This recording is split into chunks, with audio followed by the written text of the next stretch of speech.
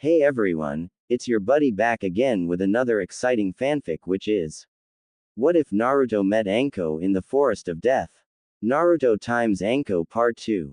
If you enjoy this story, make sure to hit that like button and subscribe to the channel for more fanfics like this. Now, let's dive right into the fanfic.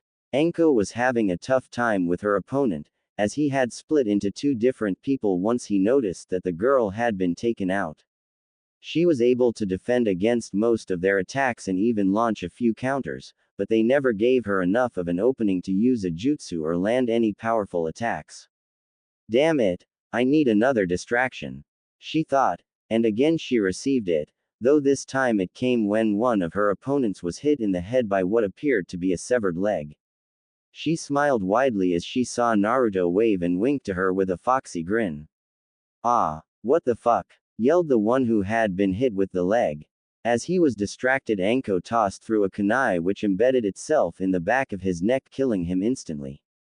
Ukin, you bitch. I'm gonna kill you, yelled the remaining twin as black marks began to spread across his face and neck. The curse mark.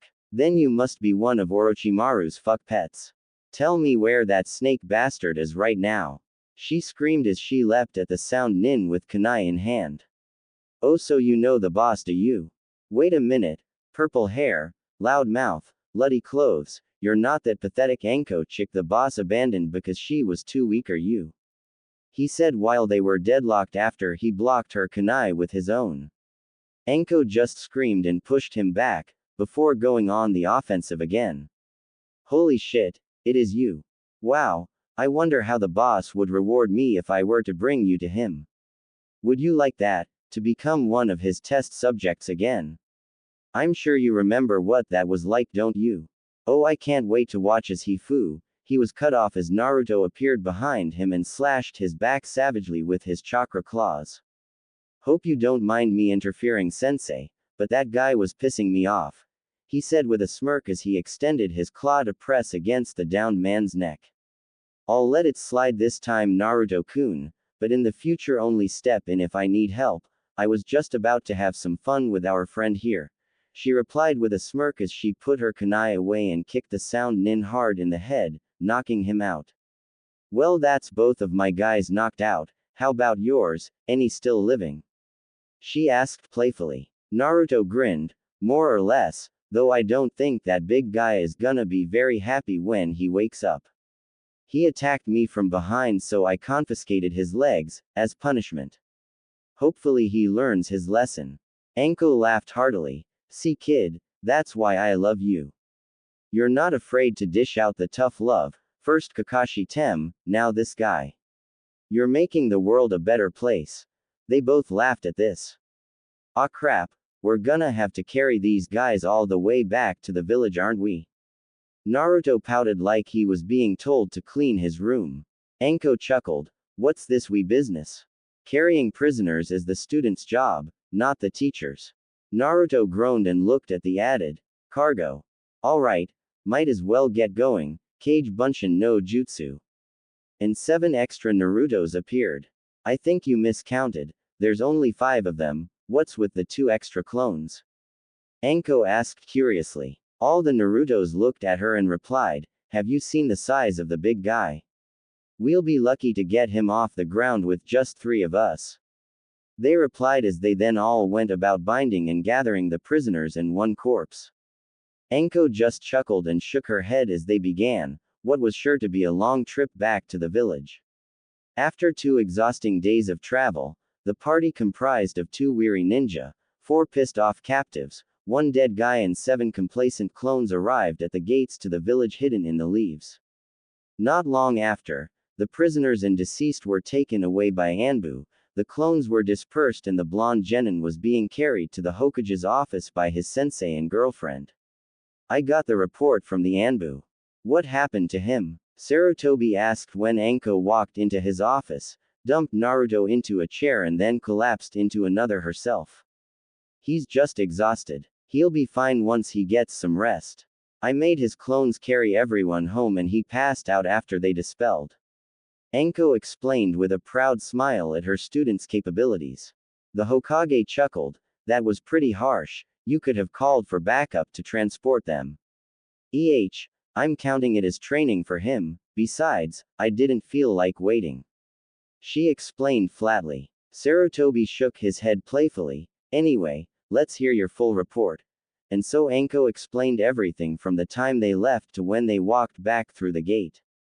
Wow, I must say I'm surprised by the boy's abilities. I thought he had potential, but to be at this level already, he truly is going to be stronger than all of us one day, he said with a smile. Yes, he really does have almost limitless potential. I can't wait to see what he grows into as he develops. Anko said with a loving smile directed at the boy. I just pray that the idiotic people of this village don't push him too far one day. 'Cause God help anybody that has this kid as an enemy, she added solemnly. I too hope that day never comes, though to be honest it wouldn't surprise me if it did. He has taken so much from this village, who knows what will be the straw to break the camel's back. Well, if there is nothing else, Hokage-sama, I would really like to get me and this boy here home for some well-deserved rest, she said, then blushed heavily when she thought about her wording. Well, in that case, be on your way. I wouldn't want to delay your rest. Just try to take it easy on the boy, he looks pretty beat. The old man taunted with a wink and perverted giggle. It was several hours later when Naruto awoke. He quickly realized that he was in neither his or a hospital bed and that there was a weight on his chest. Looking down, he saw a ball of purple hair and smiled. He watched as she snuggled closer to his chest in her sleep. Naru-kun, it's so big, she mumbled, causing the blonde to chuckle lightly. The shaking of his chest woke Anko up and she sleepily opened an eye and raised her head to look around. She quickly realized where she was and what she was laying on.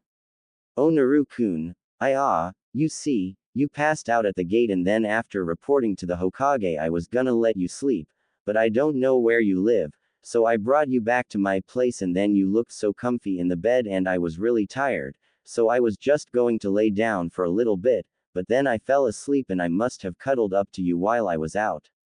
And Chan, calm down, I'm not mad.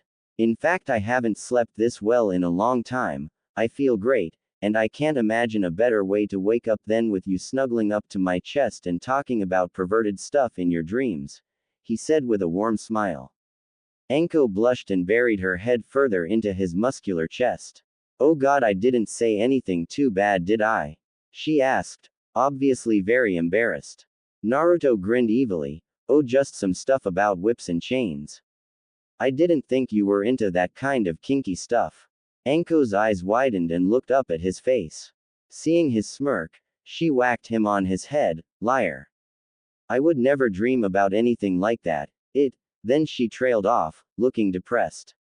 Naruto's expression quickly became serious. And Chan, what's wrong? He asked, concern and worry written over his face. Anko took a deep breath and looked into his loving eyes. I'm scared of that kind of stuff. Back when I was Orochimaru's student, just before he left the village, he locked me up for 3 weeks and tortured me and did experiments on me. That's how I got the curse mark. I was one of the first he tried it on. She began to sob weakly and Naruto pulled her tighter into his chest. I'm so sorry, Chan. I promise that you will never have to go through that ever again. And if I ever get a chance, I'll make that sick fuck pay for what he did to you. His whole body was shaking with rage when he was finished. Naru-kun, she said softly and leaned in and gave him a tender, soothing kiss. As she pulled back, she got a look at the clock on her bedside table. Fuck. I was supposed to meet Ibiki for the interrogation 15 minutes ago. She said, leaping to her feet and grabbing her coat and shoes that she'd taken off when she laid down. Can I come too? I'd love a chance to see you in action. He asked excitedly. Anko thought about it then shrugged. Sure, why not? In fact, we can consider it a date. You can take me to dinner afterwards, she said with a smirk. Naruto shuddered, then a sly smile grew on his face. How about we make a bet? You let me have first crack at breaking these guys. If I can do it, you pay for dinner and I get to choose where we go. If I can't after 15 minutes, I'll buy dinner anywhere you want. Anko's eyes narrowed in suspicion momentarily, then she relaxed and shrugged again. Okay, you're on. I've been curious about what you could do in an interrogation since you made those guys piss themselves in the street. Anko agreed as they left for the Anbu interrogation and holding area. They soon arrived to find an unimpressed-looking Ibiki standing with some Anbu guards outside of an interrogation room. What the hell is this, Anko? Not only are you late, but you show up with some kid looking like you both just crawled out of bed. You've got some explaining to do. Ibiki said gruffly. Calm down, Ibiki. This is my new apprentice I was telling you about, Naruto Uzumaki. He was hoping to try his hand at interrogation, and since he was the one that did most of the damage to those guys, I figured this would be a perfect chance to see what he can do. Besides, if he fails, I'll just go in and I'll have him squealing in 10 minutes flat. She declared with a sadistic grin that made everyone shiver. Ibiki looked disbelievingly at Naruto. You're the one that did that to them? He asked skeptically. Naruto just nodded. All right then, kid, let's see what you can do. Just don't kill any of them, all right? Okay, I'll try. He said with a grin that was way too similar to his sensei's for Ibiki's liking, as he walked past the guards and into the cell. The reaction from the prisoners was instantaneous. The girl and the gray-haired guy became angry and struggled against their bindings. But the now disabled fat man and the bruised and broken six-armed man started trembling in fear, remembering what the blonde boy had done to them. Hi guys, did you miss me? He asked with a wide grin. Fuck you, chicken shit. You better let us go now or I'm gonna fucking kill you, said the angry redhead. Naruto quirked an eyebrow and walked over to her calmly. He let his smile slowly fade to an emotionless blank slate. He then crouched down so that they were eye to eye. Well, it looks like you're not going to be very cooperative, are you? He said in a flat tone. Damn straight, you pig fucking pin dick. I'm not telling you a goddamn thing, she declared before spitting in his face. He calmly stood up and wiped the spit off his face. Well, if you're not going to cooperate, I have no use for you, do I? He asked coldly. Her eyes widened, but she tried to maintain her composure. He then raised his hand and pointed a finger at her shoulder. Slowly his hand began to be surrounded with chakra, starting at the wrist, then spreading to the rest of the hand and down the extended finger. The chakra then continued off the finger, forming a sharp claw shape. The chakra then continued to slowly extend, till eventually, it reached her body and begun to pierce through her clothes, finally into her shoulder. She began to scream and curse loudly at the blonde. But he showed no reaction at all. Once the claw reached all the way through her and hit the chair she was sitting on, he retracted it slowly. Once it was fully out, he got down to her level again. Now then, are you willing to cooperate yet? He asked, still using the same flat, calm tone. Fuck you, you monster, she yelled between panting breaths. Naruto narrowed his eyes at the insult and stood slowly. Once again he pointed at her, only this time it was her other shoulder, and he was using 2 fingers. So be it, he muttered, before he once again, slowly extended both claws through her and back out. Again he crouched to look in her eyes, ready to cooperate now. He repeated in his eerie, calm tone. Fuck you, prick. Our master will do far worse than anything you can do if he finds out we talked, she said defiantly, though she was visibly weakened from the pain and blood loss.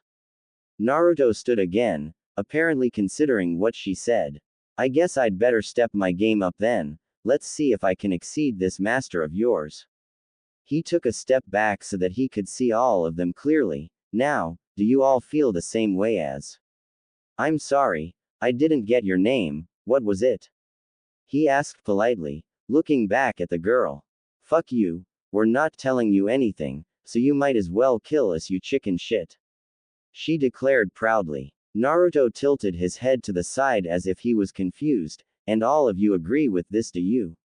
He said, looking at the others. They all nodded their heads, though with varying levels of confidence. I see. That is most unfortunate. After all that work I spent carrying you back here and you just ask me to kill you. He shook his head disapprovingly. Oh well, I guess it can't be helped then. And he slowly walked over to the six-armed man, who began to tremble violently in fear. Such a waste, he said as he slowly raised his hand and formed the chakra claws. Don't worry, he'll never do it. Everyone knows that Konoha doesn't kill prisoners, the silver-haired boy said confidently. Really? Huh. Guess I didn't get that memo, oh well.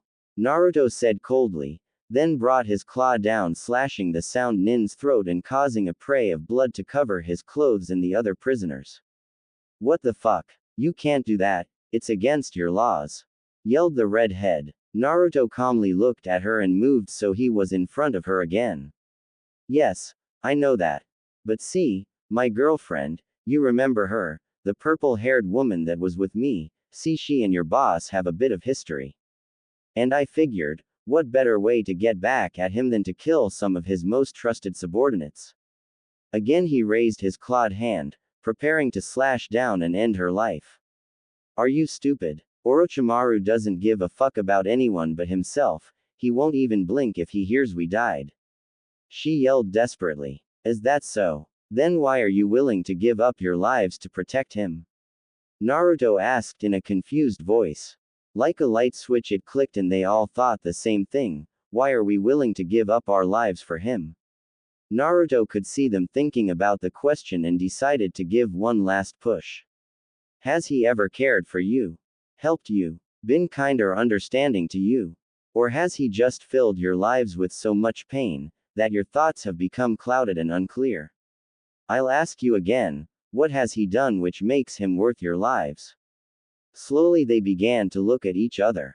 He's right, that snake fuck has never done anything but hurt and torture us, so why are we still following him? Fear. We've already been captured, and this guy is just as likely to kill us as he is. If we're gonna die anyway, we might as well give that sick fuck some trouble before we do. What do you guys think? The silver-haired boy said, looking to the other two who just nodded. And so they told him everything that they knew about Orochimaru's plans and organization, from what he eats for breakfast, to his plans for the invasion during the Chunin exams. After they were done, Naruto walked to the door and was about to leave. Wait, aren't you going to kill us? The fat one asked, confused. What? Of course not, Konoha doesn't kill prisoners, he said calmly. But what about him? He asked, gesturing towards their dead comrade. What? Oh, I forgot about him. Kai, he shouted, making the ram sign. As he did, all of the blood disappeared and instead of the dead body, sat an unconscious, but breathing six-armed sound nin. It was a genjutsu, yelled the silver-haired nin.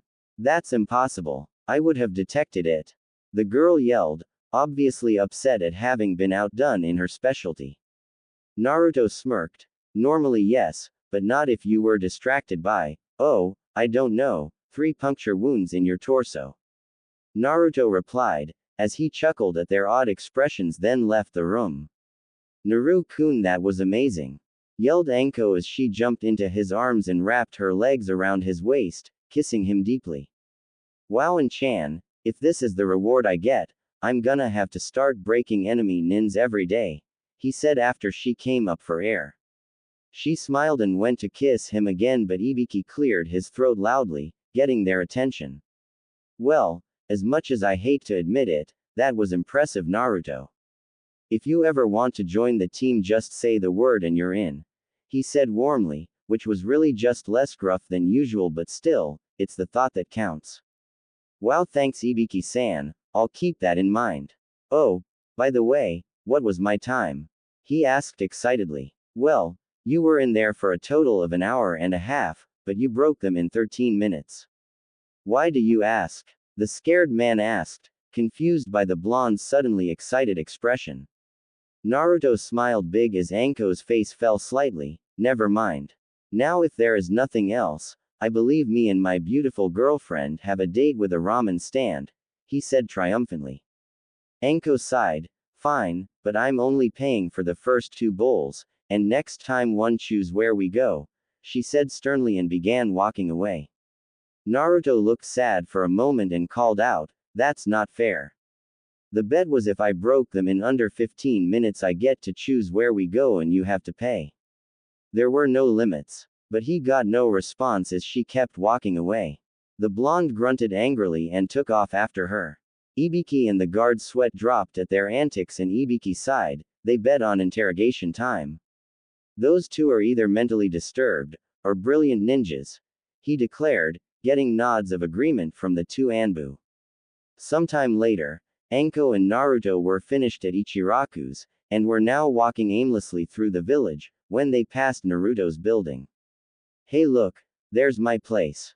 Naruto said, pointing out the run-down little apartment block they were passing. Really? Well, how about you show me your place then? I could use a drink after all that ramen. Sure, and Chan, come on, he said excitedly, grabbing her hand and leading her up the stairs to the third floor into his door. When they got there, however, it was kicked in and covered in demon-related graffiti. Naruto sighed. Damn it, not again. Wait here for a sec, he said wearily as he walked into the apartment and surveyed the damage. All of his furniture had been either slashed or broken. All the walls and surfaces were covered in graffiti and what looked disturbingly like human shit. It was the same all through the small apartment. Even his wardrobe and clothes were trashed. Though the scroll he was keeping his new clothes in was untouched, thankfully.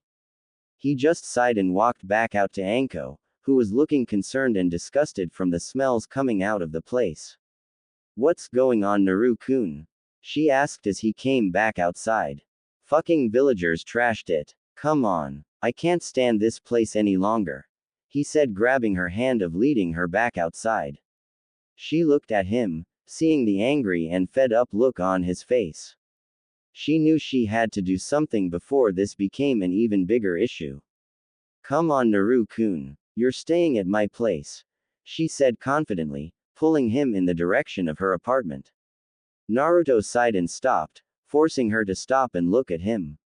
I can't do that, in Chan, if the villagers find out they'll. Fuck the villagers, she yelled loudly, causing lots of angry and hateful glares from the surrounding people.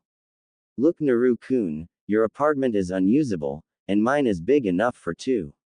I don't give a fuck what the villagers think or intend to do. My boyfriend is coming to stay with me and that's final, she said sternly, leaving no room for argument. Naruto smiled and nodded his head. Okay, and Chan. I swear I'll help with the rent and I'll do my share of the chores, he promised. I'll agree to the chores, but I own the place, so you're paying rent by being my pillow, she said with a smirk that he mirrored before agreeing. Having settled their dispute, they set off for what was now their home.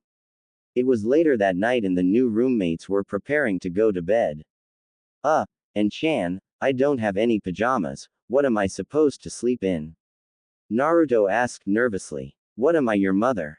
Just sleep in your boxers. That is unless you feel more comfortable in the new, she purred whilst rubbing her body against his provocatively.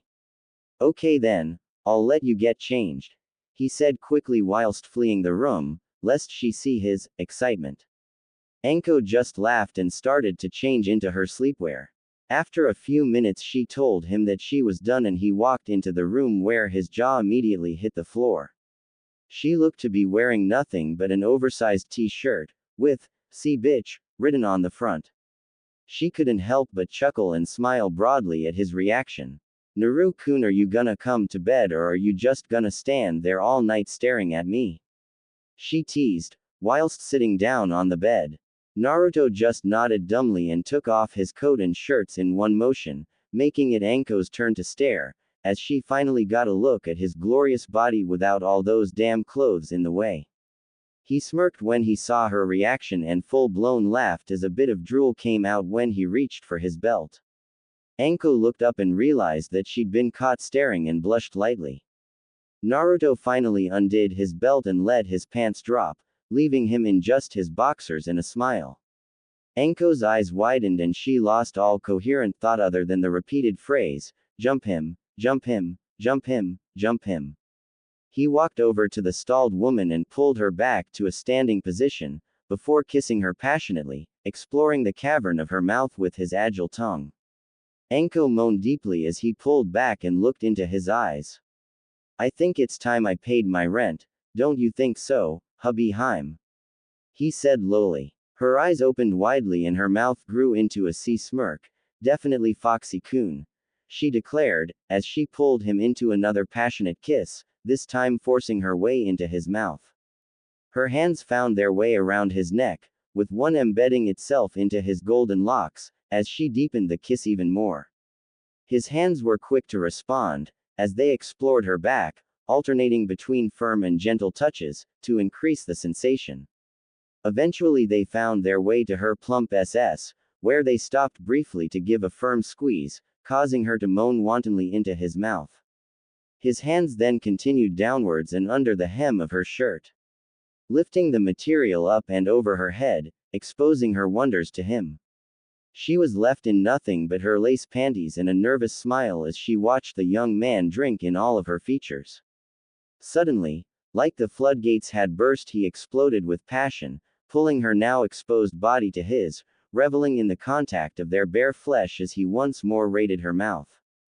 Again his hands found their way to her rear, this time lifting as they squeezed and kneaded. She went with the momentum, wrapping her legs around him and bringing their most intimate parts into much-needed contact, eliciting guttural moans from both. Still supporting her, he surged forward, sending both falling to the bed, though he used his arms to brace himself so he didn't fall on her.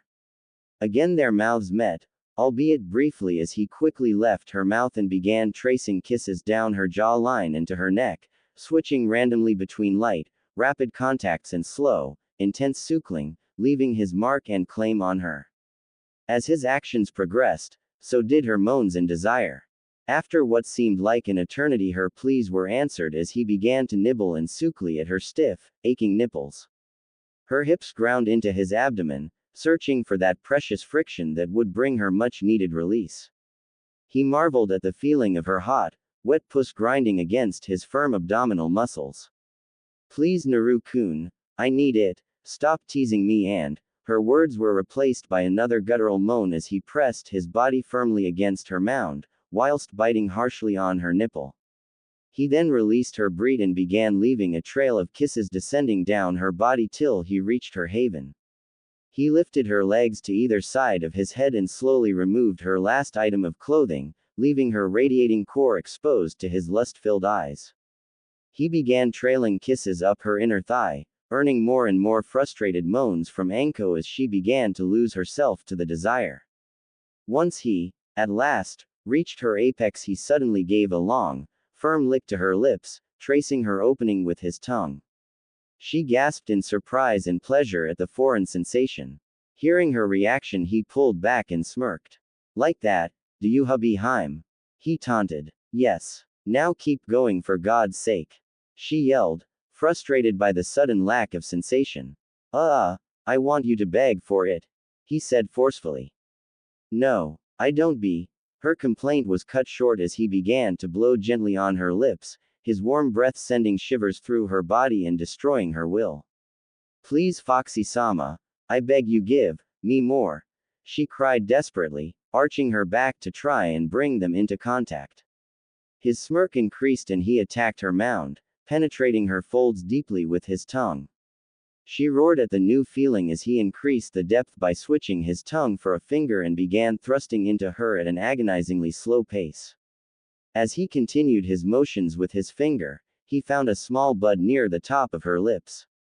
He gave it an experimental lick and the response was instantaneous. Anko's moans and groans grew to screams and cries, as he began to gently suck on the bundle of nerves. Anko was losing herself to the pleasure and dug her hands into his hair that pushed his head deeper into her dripping puss. Realizing she must be close to her limit, he increased the pace and force with his finger, pushing deeper and faster into her as her inner walls began to clamp and squeeze the appendage. As the walls squeezed tighter and tighter, he gently bit at her clee. Naru-kun, I'm coming, she screamed as his face was flooded with her juices. Savoring the taste, he began to lap the liquid that had escaped his mouth, as she collapsed to the bed, panting heavily and clutching the sheets tightly. After his cleanup was done, He carefully crawled up next to her and found her asleep. He chuckled. Must have been too much for her. Oh well, I guess we should be going to sleep anyway. He muttered softly before he brought the sheets over them and pulled her into a hug so that her head was on his shoulder as it was earlier. Good night, my hubby Heim, he cooed softly, kissing her on the top of her head, before falling into a deep, peaceful sleep. Anko awoke the next morning feeling more refreshed and full of energy than she had been in years. She blushed and smiled broadly, remembering the previous night's activities, though she couldn't remember anything after she started coming down from the most intense orgasm of her life.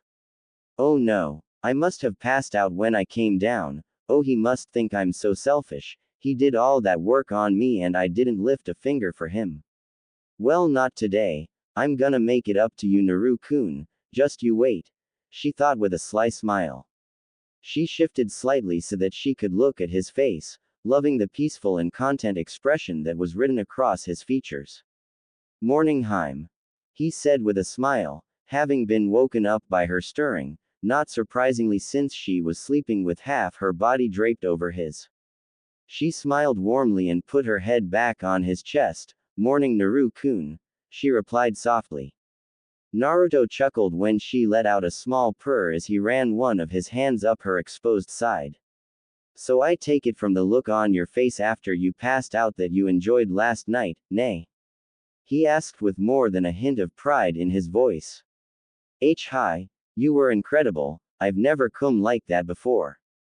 Sorry I couldn't return the favor, but don't worry, I've got a few plans for how I can make it up to you. She purred salely as she let one of her hands travel down his body, giving his coc a quick squeeze through his boxers, eliciting an excited growl from the young blonde. She then straddled his waist, grinding against his quickly hardening length. Naruto let out a deep moan at the sensation of her body grinding against his covered dick. His arousal was only intensified by the fact that she was still very naked from last night and he could feel her juices flowing through the thin material of his shorts. He brought his hands up to cup and massage her breasts, as she rode him, causing her to moan loudly and begin to move faster against him. She began to slow her motions, earning a growl from Naruto. Don't worry, I promise you're gonna like this next part even more, she said as she moved down his body till her face was level with his now tented boxers. She brought her hands to the waistband and slipped her fingers underneath, preparing to remove the garment, giving her full access to his member. She nervously drew a deep breath and began to lower his shorts when there was a loud, urgent-sounding knock at the front door, earning angry growls from both of them. You have to get that, don't you? Naruto asked with a frustrated look on his face.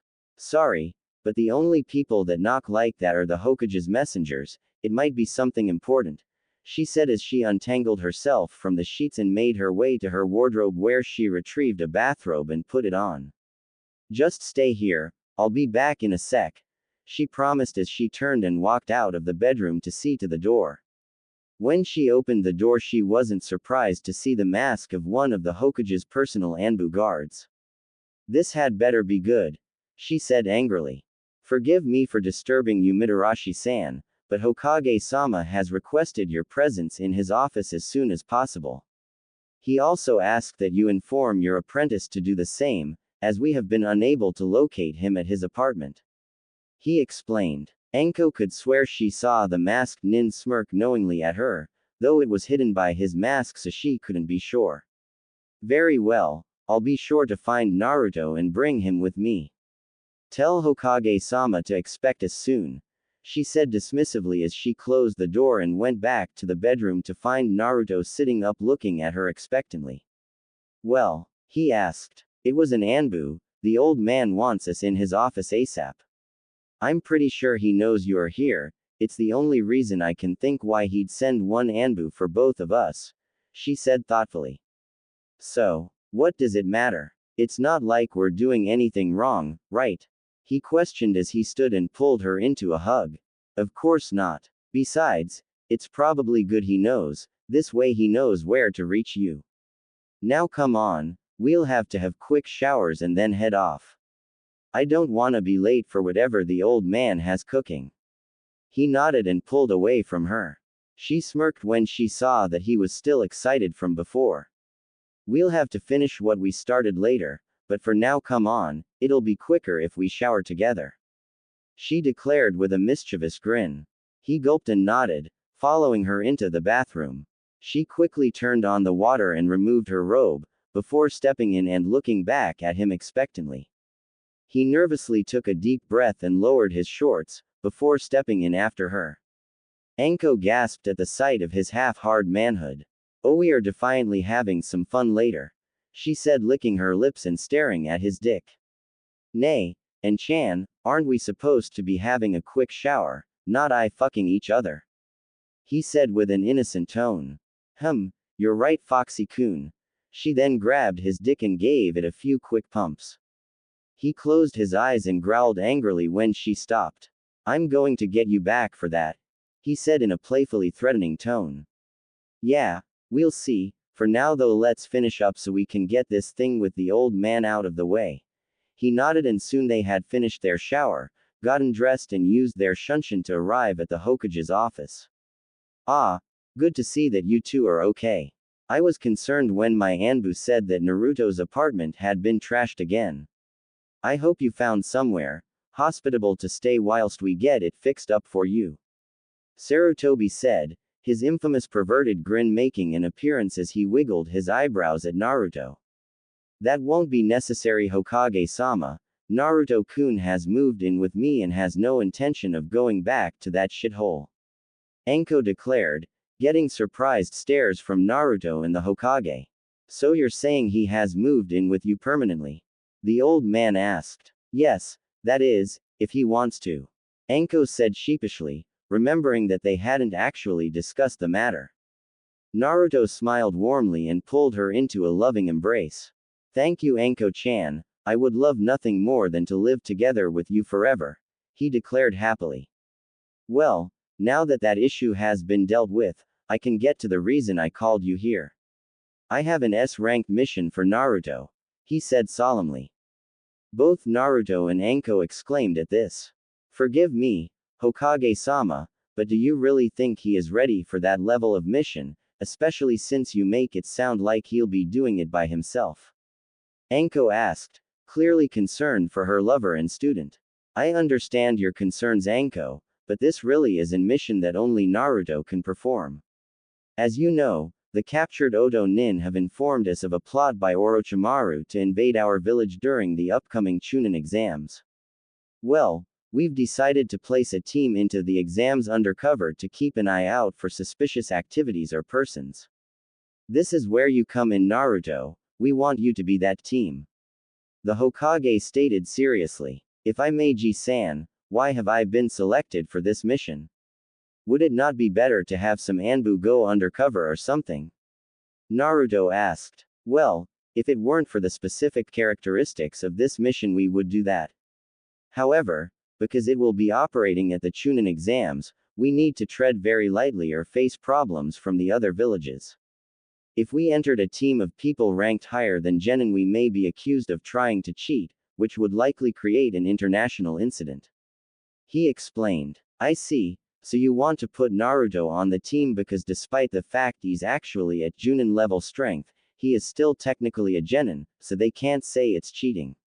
Anko summarized, getting a nod from the Hokage. Okay, I accept, but who are going to be my teammates? Surely it'd be too dangerous to put some normal Genin with me on this mission. The concerned blonde asked. The Hokage sighed. Well, that's where things get a little tricky. See, you are right, we can't put any normal Genin with you, but we also don't have any other Genin with strength enough to be partnered with you. So it has been decided that you shall be your own teammates. What? Anko and Naruto yelled together. You see, when Naruto was taking the picture for his ninja id, he had to take it several times due to certain circumstances. He glared at Naruto, who nervously rubbed the back of his head. Anyway, for some reason the first photos were used to create separate ids. This means that, technically, you are registered as 3 separate Naruto Uzumakis. The old man explained, with a slight smirk, proud of the loophole he had found in the system. So you want me to enter as all 3 members of a squad? But for that I'd have to use shadow clones and they'd disperse the first time they were hit, which would give me away. Naruto said, surprised by the Hokage's missing of such an obvious flaw in the plan. Ah, but that is why you are not going to use shadow clones, he said as he pulled out a scroll and tossed it to Naruto, that contains instructions for a forbidden jutsu called Kai Bunshin no Jutsu. It's too dangerous to be used by ordinary ninjas, as it requires a large blood sacrifice, but once complete, the clones are far superior to Kage Bunshins in intelligence and capabilities, including taking damage. How superior? Anko asked, intrigued by the technique she'd never even heard of. Essentially, they are perfect replicas of the original. To dispel them, you have to kill them. Wow! Anko and Naruto exclaimed together. Yes, but as I said, due to the blood sacrifice requirement, they are totally impractical for any normal ninja. And of course, thanks to the fox, I am far from an ordinary ninja. Okay, so when do we do this? He asked, half nervous, half excited for the chance to prove himself with such a difficult mission. You shall begin straight away. The exams are in a month's time and we have estimated that it will take that long to safely drain the required blood, whilst allowing you to be strong enough to do some intensive training. So every day, you will report to the hospital after your training and have some blood extracted. Hopefully your healing will have you back at full strength by the time you wake up the following day. Sarutobi explained. So I assume that my role in this will be to continue Naruto-kun's training up until the time of the exam. Anko guessed. Mostly yes, however you will also be acting as one of the supervisors for the exam, the second test, he said with a grin that was matched by Anko. The second test. Oh, thank you Hokage-sama. I'll make sure it's a good one, she said with an evil glint in her eye. Naruto shivered seeing the look in his girlfriend's eye. This gonna be a long couple of months, he thought to himself. Later, Naruto and Anko are waiting at one of the village's training grounds. Why are we here, sensei? Why don't we go to our usual training grounds? Naruto asked, his patience running thin. Because I'm not going to be training you today, instead you are gonna be working with one of the other Junin instructors. Anko explained. Naruto sighed, he's not like Kakashi Tem is he? He asked. No, I sure as hell am not like that lazy bastard. And I'm damn sure not a he, proclaimed Kurenai as she appeared seemingly from nowhere. Whoa, cool genjutsu, I couldn't even tell you were there. Naruto said excitingly. And that's why I'm here. Anko told me that your biggest weakness is genjutsu and so I'm going to teach you how to use, and more importantly, defend against them. Anko smiled at Naruto's pout at having his weakness identified. Well, I'm gonna go over there and take a nap. Have fun you too, she said walking over to a shady spot under a tree and laying down. Naruto sighed. Thanks for the help, sensei. He muttered sarcastically. Oh well, let's get started, shall we? Several hours later, Anko was awoken when someone kicked her firmly in the side. Ow! What the fuck? She exclaimed as she sat up. You really shouldn't let your guard down like that, sensei. What if I had been an enemy? Naruto said in a parody of her stern teacher voice. Yeah, so how's the training going? She asked, standing up and brushing the grass from her clothes. You tell me. He said as he appeared to be blown apart by the wind, scattering like dust. Anko smiled. Not bad, you've definitely improved. She then performed the release technique, revealing Naruto still standing in front of her. How is your defense though? She said, concerned as this had always been his biggest problem area. Kurenai-sensei says that I can get rid of most genjutsu up to high Chunin level, and even some low-level Junin ones if I notice it quickly enough. It really is amazing what you can learn when someone takes the time to teach you properly. Those pricks at the academy never even tried to explain that stuff to me. Iruka was the only one to teach me anything, but he didn't teach Gen or Kenjutsu, which is probably why I always soused at those. He said angrily. Anko nodded. promising herself to talk to Iruka about his staff next time she saw him. Oh well, if you're done for today, let's go grab some dinner. I'm starving, she said, rubbing her stomach to emphasize the point. After they had eaten, Naruto went to the hospital for the first of his trainings, and by the time he arrived home, he was so exhausted from his training and blood loss, that he just stumbled into the bedroom and collapsed. This continued for 3 more weeks. Every day Naruto would have intensive training with either Anko or one of the other senseis. Kurenai continued to work with his genjutsu, teaching him some of her more advanced techniques and defenses. Guy helped him to develop and perfect his taijutsu style that he learned from Kyuubi, as well as starting him with weights like he and Lee used, though not at such an extreme level. And finally, Asuma taught him a number of chakra control techniques specifically designed for wind users. He also taught him a few wind jutsu which Naruto mastered quickly and even adapted to better suit his style. His training with Anko continued to focus on controlling his bloodline and sparring to increase his experience level. Finally, it was the week before the exams and they had collected enough blood for him to create the clones. The technique itself wasn't very complicated, and soon there was 2 extra Narutos in the world. He spent the next few days working with the clones to develop some strategies and gain an understanding of their limits. He found that they were perfect anatomical replicas, so they had his speed and strength, though they only had roughly half of his total chakra level. He had also figured out that he could seal them into a scroll, so they didn't waste their limited chakra before the exam. It was now the night before the exam, and Anko had taken him out for ramen for dinner since it was a special occasion. After the meal they went back to their apartment and were getting ready for bed.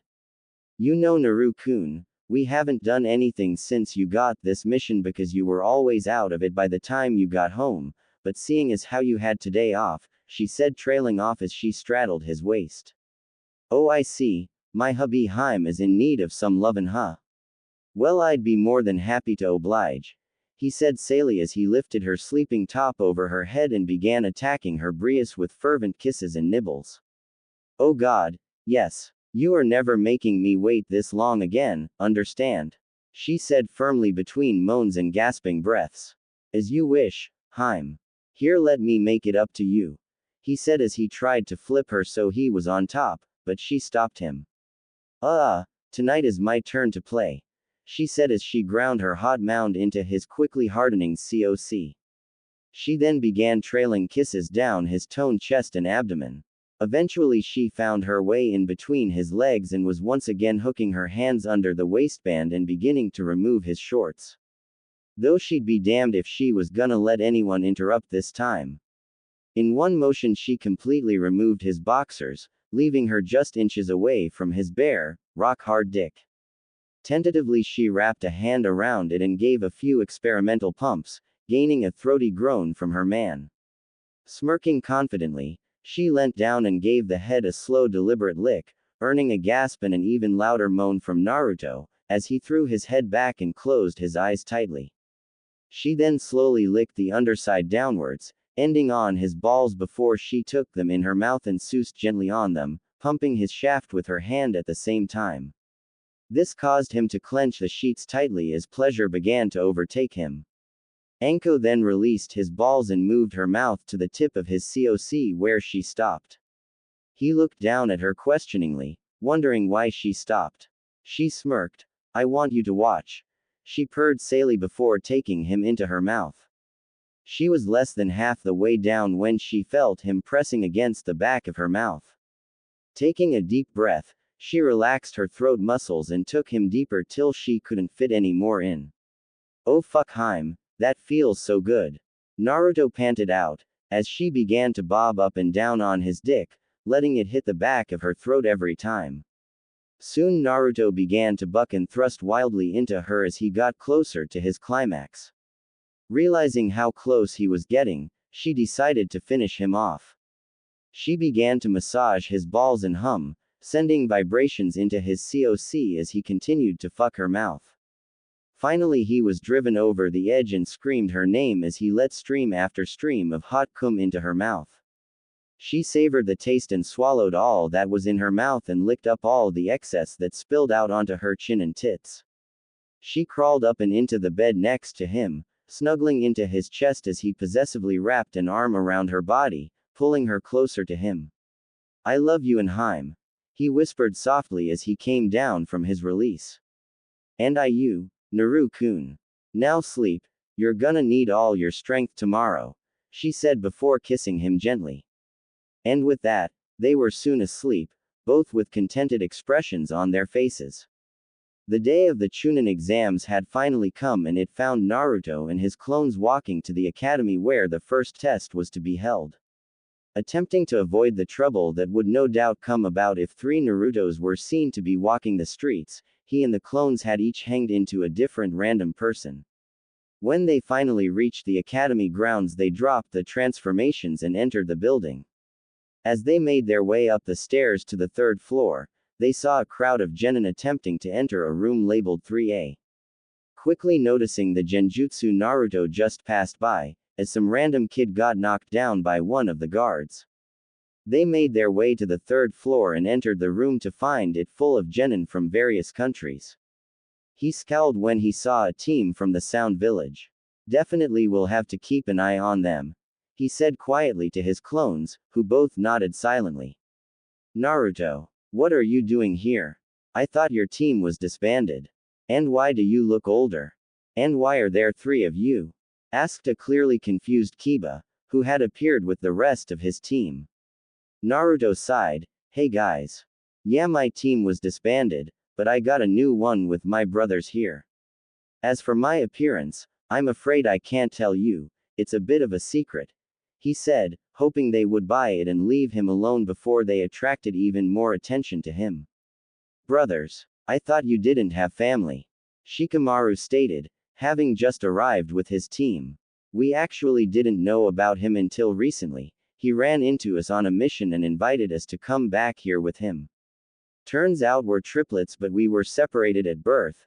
Naruto was sent to the orphanage here, whilst my other brother and I were adopted by a poor farmer and his wife, but they died a few years ago, so we had been wandering around training in various areas and then we ran into Naruto and we came here, explained one of the clones, reciting perfectly the backstory they had come up with to explain their sudden appearance and skills.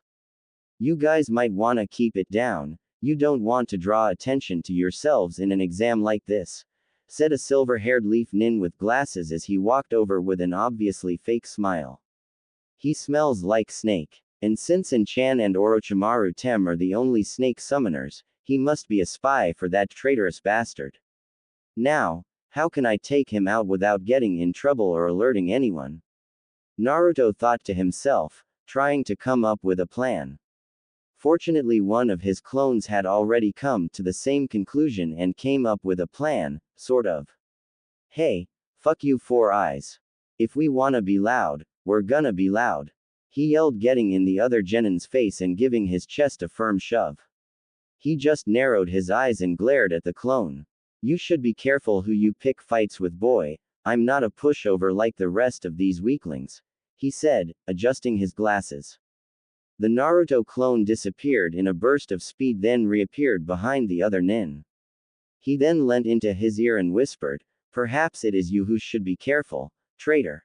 He then struck him in the back of the head, knocking him out. Just then, Ibiki entered the room with several chunin. Naruto, what the fuck is going on here? He demanded, noticing the clone standing over the unconscious body of the other leaf nin. My apologies, Ibiki-san. My brother took offense at something the other boy said, and before I could stop him, he knocked him out.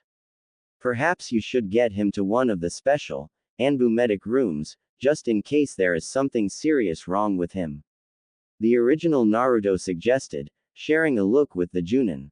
Ibiki nodded. Having been informed of Naruto's reason for being there, he knew that he wouldn't start a fight unless the person was up to something. Very well, take the boy to our medic area at Anbu. And you, he said, pointing at the clone, come with me for a moment, he said gruffly, implying he was going to be punished. They then walked out of the room and down the hall to an empty one. Okay kid, what's really going on? He asked curtly. That guy stinks so badly of snake, he either has hubby cologne, or is fucking one of the summoners. Since I'm the only one getting that privilege from Anko-chan, he's obviously very close to the pale pedophile. Not to mention he has the chakra reserves of at least a mid-level Junin. Put it together and I'm pretty sure we just caught one of the Tem spies. The Naruto explained. Ibiki seemed to consider this. Makes sense, that kid has failed the exams 7 times already, meaning he either really suck or he wants to stay a genin. It's a good way to avoid suspicion. Whoever pays attention to a loser genin, he could do what he wants and remain under the radar. Ibiki nodded. Okay, my Anbu will take care of him and try and find out what he knows. We should be getting back in there before they get suspicious. And don't forget to look like I just chewed you out, okay? Oh, and one more word of advice, don't bother with 1 to 9. He added with a smirk as they walked back to the original room. When they arrived back in the room, they quickly had everyone's attention. The clone made sure to look downtrodden, as if he had been punished. Alright now, since that kid can't participate, I'm afraid his teammates will have to leave also. 2 more leaf nin with glasses and face marks angrily stomped out of the room, glaring at the Narutos. Okay, now that is taken care of, we can start the test. Everyone take a number and test page, then go sit in your designated spot. Once everyone had done this, he continued, okay, in this exam you will start with 10 points each. For every question you get wrong you will lose 1 point. For every time you get caught cheating, you will lose 2 points. If at any point you reach 0 points, you will fail. Also, this is a team exam, so if one member fails, the others do too. Also, if your team has less than 20 total points at the end, you will fail. This test goes for 1 hour. At 45 minutes, I will reveal the 10th question. And your time starts now. Naruto looked at the paper and smirked, remembering what the clone had whispered to him after it had come back in. Forget 1 to 9, huh? Okay, guess I'll just relax for the next 45 minutes. He and the clones each thought to themselves. When it was finally time for the 10th question, there were only 30 teams left from the original 50. Once again, Ibiki spoke up, explaining that they could choose to leave, but if they didn't and got it wrong, they couldn't never become Chunin. Naruto had to fight so as to not laugh. The idea was simply ridiculous and an obvious trick. Still, it worked on some people as 10 more teams gave up. Once they were gone, Ibiki congratulated everyone, saying the final question was a test of dedication and they had all passed, therefore they could go on to the next part. Before he could properly finish, a window smashed as a big black ball flew through it. The ball then spread out and became a banner with the words, Mitarashi Anko, second exam proctor, see bitch. Naruto grinned widely as Anko stepped out from behind the banner and struck an intimidating pose. Okay maggots, meet me at training ground 44 in 15 minutes or you fail. She yelled. Immediately they all took off of the room, leaving just Anko, Ibiki and the Narutos. So Ibiki, how did my little students do? Anko purred as she wrapped her arms around 2 of the Narutos, leaving the other to pout miserably. Ibiki rolled his eyes. Great actually, they already got someone we think is an Orochimaru spy. He's being interrogated as we speak. Yeah, we got that guy, but I had the feeling that there was another one among the crowd. But this one is much better at concealing his presence. One of the Narutos said seriously, getting nods of agreement from the other 2. Alright Naru-kun, keep an eye out, see if you can find them during the next part and take them down. Once you've got them, flare your chakra and me and some Anbu will come collect them. But be careful, you've already made yourself a bit of a target, so a few teams will probably be seeking you out. Anko said seriously, drawing serious nods from all 3 blondes. You guys better be off, don't wanna be late for your own test, do you Anko? Ibiki taunted. Shitty's right, come on Naru-kuns. And with that they all disappeared using Shunshin. As they appeared outside of the Forest of Death, they found all the remaining teams waiting for them, most with aggravated expressions on their faces. Okay, now that we're all here, we can get things started. Anko said loudly, getting everyone's attention. This section of the exam will be a survival test. Each team will be given one of 2 scrolls. In order to pass this test, you will need to make it to the tower in the center of the forest with both scrolls, within the next 5 days and with all of your team's members conscious and present. She paused for a moment to this sink in. Now, as for rules, there is only one. Under no circumstances are you to open the scrolls until you reach the tower. She declared seriously. Does that mean that killing is allowed? A random Iowa nin asked. Yes. And as such, you will all have to sign one of these waivers saying that the village is not responsible in the event that death should occur. Anko said as a generic chunin began handing out the forms. 15 minutes later, all the teams had collected their scrolls and were waiting at their gates, when they opened and the test began. Team Naruto immediately leapt into the forest and split up, having decided that they would most likely be able to handle anything they came across by themselves. The real Naruto soon came across a team from the Hidden Rain village, all wearing respirators and what appeared to be yellow pajamas. Man, I am so glad Anko-chan knocked some sense into me about my clothes. I'd hate to look as ridiculous as you guys. The blonde declared as he appeared in front of them. What was that, you Konoha punk? Yelled one of them. Oh, I was just thinking how thankful I am, that I don't look as stupid or weak as you guys. He teased with a flat expression on his face. Enough of this. Kill the bastard, ordered the obvious leader of the group. Naruto smirked and disappeared using Kurenai's jutsu as they leapt at him. What the fuck? Where'd he go? One of the nin exclaimed before his voice was cut off as he was knocked out by a blow to the back of the head. Genjutsu, yelled the leader as he performed the dispelling technique just in time to see Naruto land a vicious kick to his other teammate's head, sending him flying into a tree and rendering him unconscious. Now, since you act like the leader, I'm assuming that you have the scroll. Naruto said calmly as he turned to face the final aim genin. Being the generous person that I am, I'm going to give you a choice. You can either give me your scroll, wait for your team to wake up and then try to get the scrolls before time runs out. Or you can try and fight me, at which point I will knock you out, take the scroll and then leave you and your team for the creatures of the forest. So, what's it gonna be? He asked, still using his calm, flat tone. The frightened nin quickly pulled out his scroll and tossed it to Naruto. Good choice, Naruto said, catching the scroll and disappearing. Well, how about that? He laughed triumphantly when he realized they had given him the scroll he needed. Oh well, I guess I should still stick around out here for a while longer in case anything. Suddenly he stopped as his mind was flooded with foreign memories, indicating that one of his clones had been defeated. His eyes widened as he sorted out what had happened to the clone. Fuck, I'm gonna need some help, he said, releasing some chakra in his signal to Anko. Soon, Anko arrived, flanked by a team of Anbu. What's going on, Naruto-kun? There's no one here, she asked, confused and worried at the expression on his face. One of my blood clones was defeated by a powerful ninja using snake jutsus, he said solemnly. Anko's eyes widened and she began to tremble lightly. Fuck, what is he doing here? Anbu, go tell the Hokage what you just heard and tell him to bring everyone available here, as soon as possible. They nodded and shunshined away. Come on, Naru-kun, take me to where your clone fought him, she said as they prepared to take to the trees. That won't be necessary, my dear Anko-chan, sneered a creepy voice from the trees above them. Both of them froze as they looked up to find a pale, long-haired ninja looking down at them with yellow snake-like eyes and an evil smirk.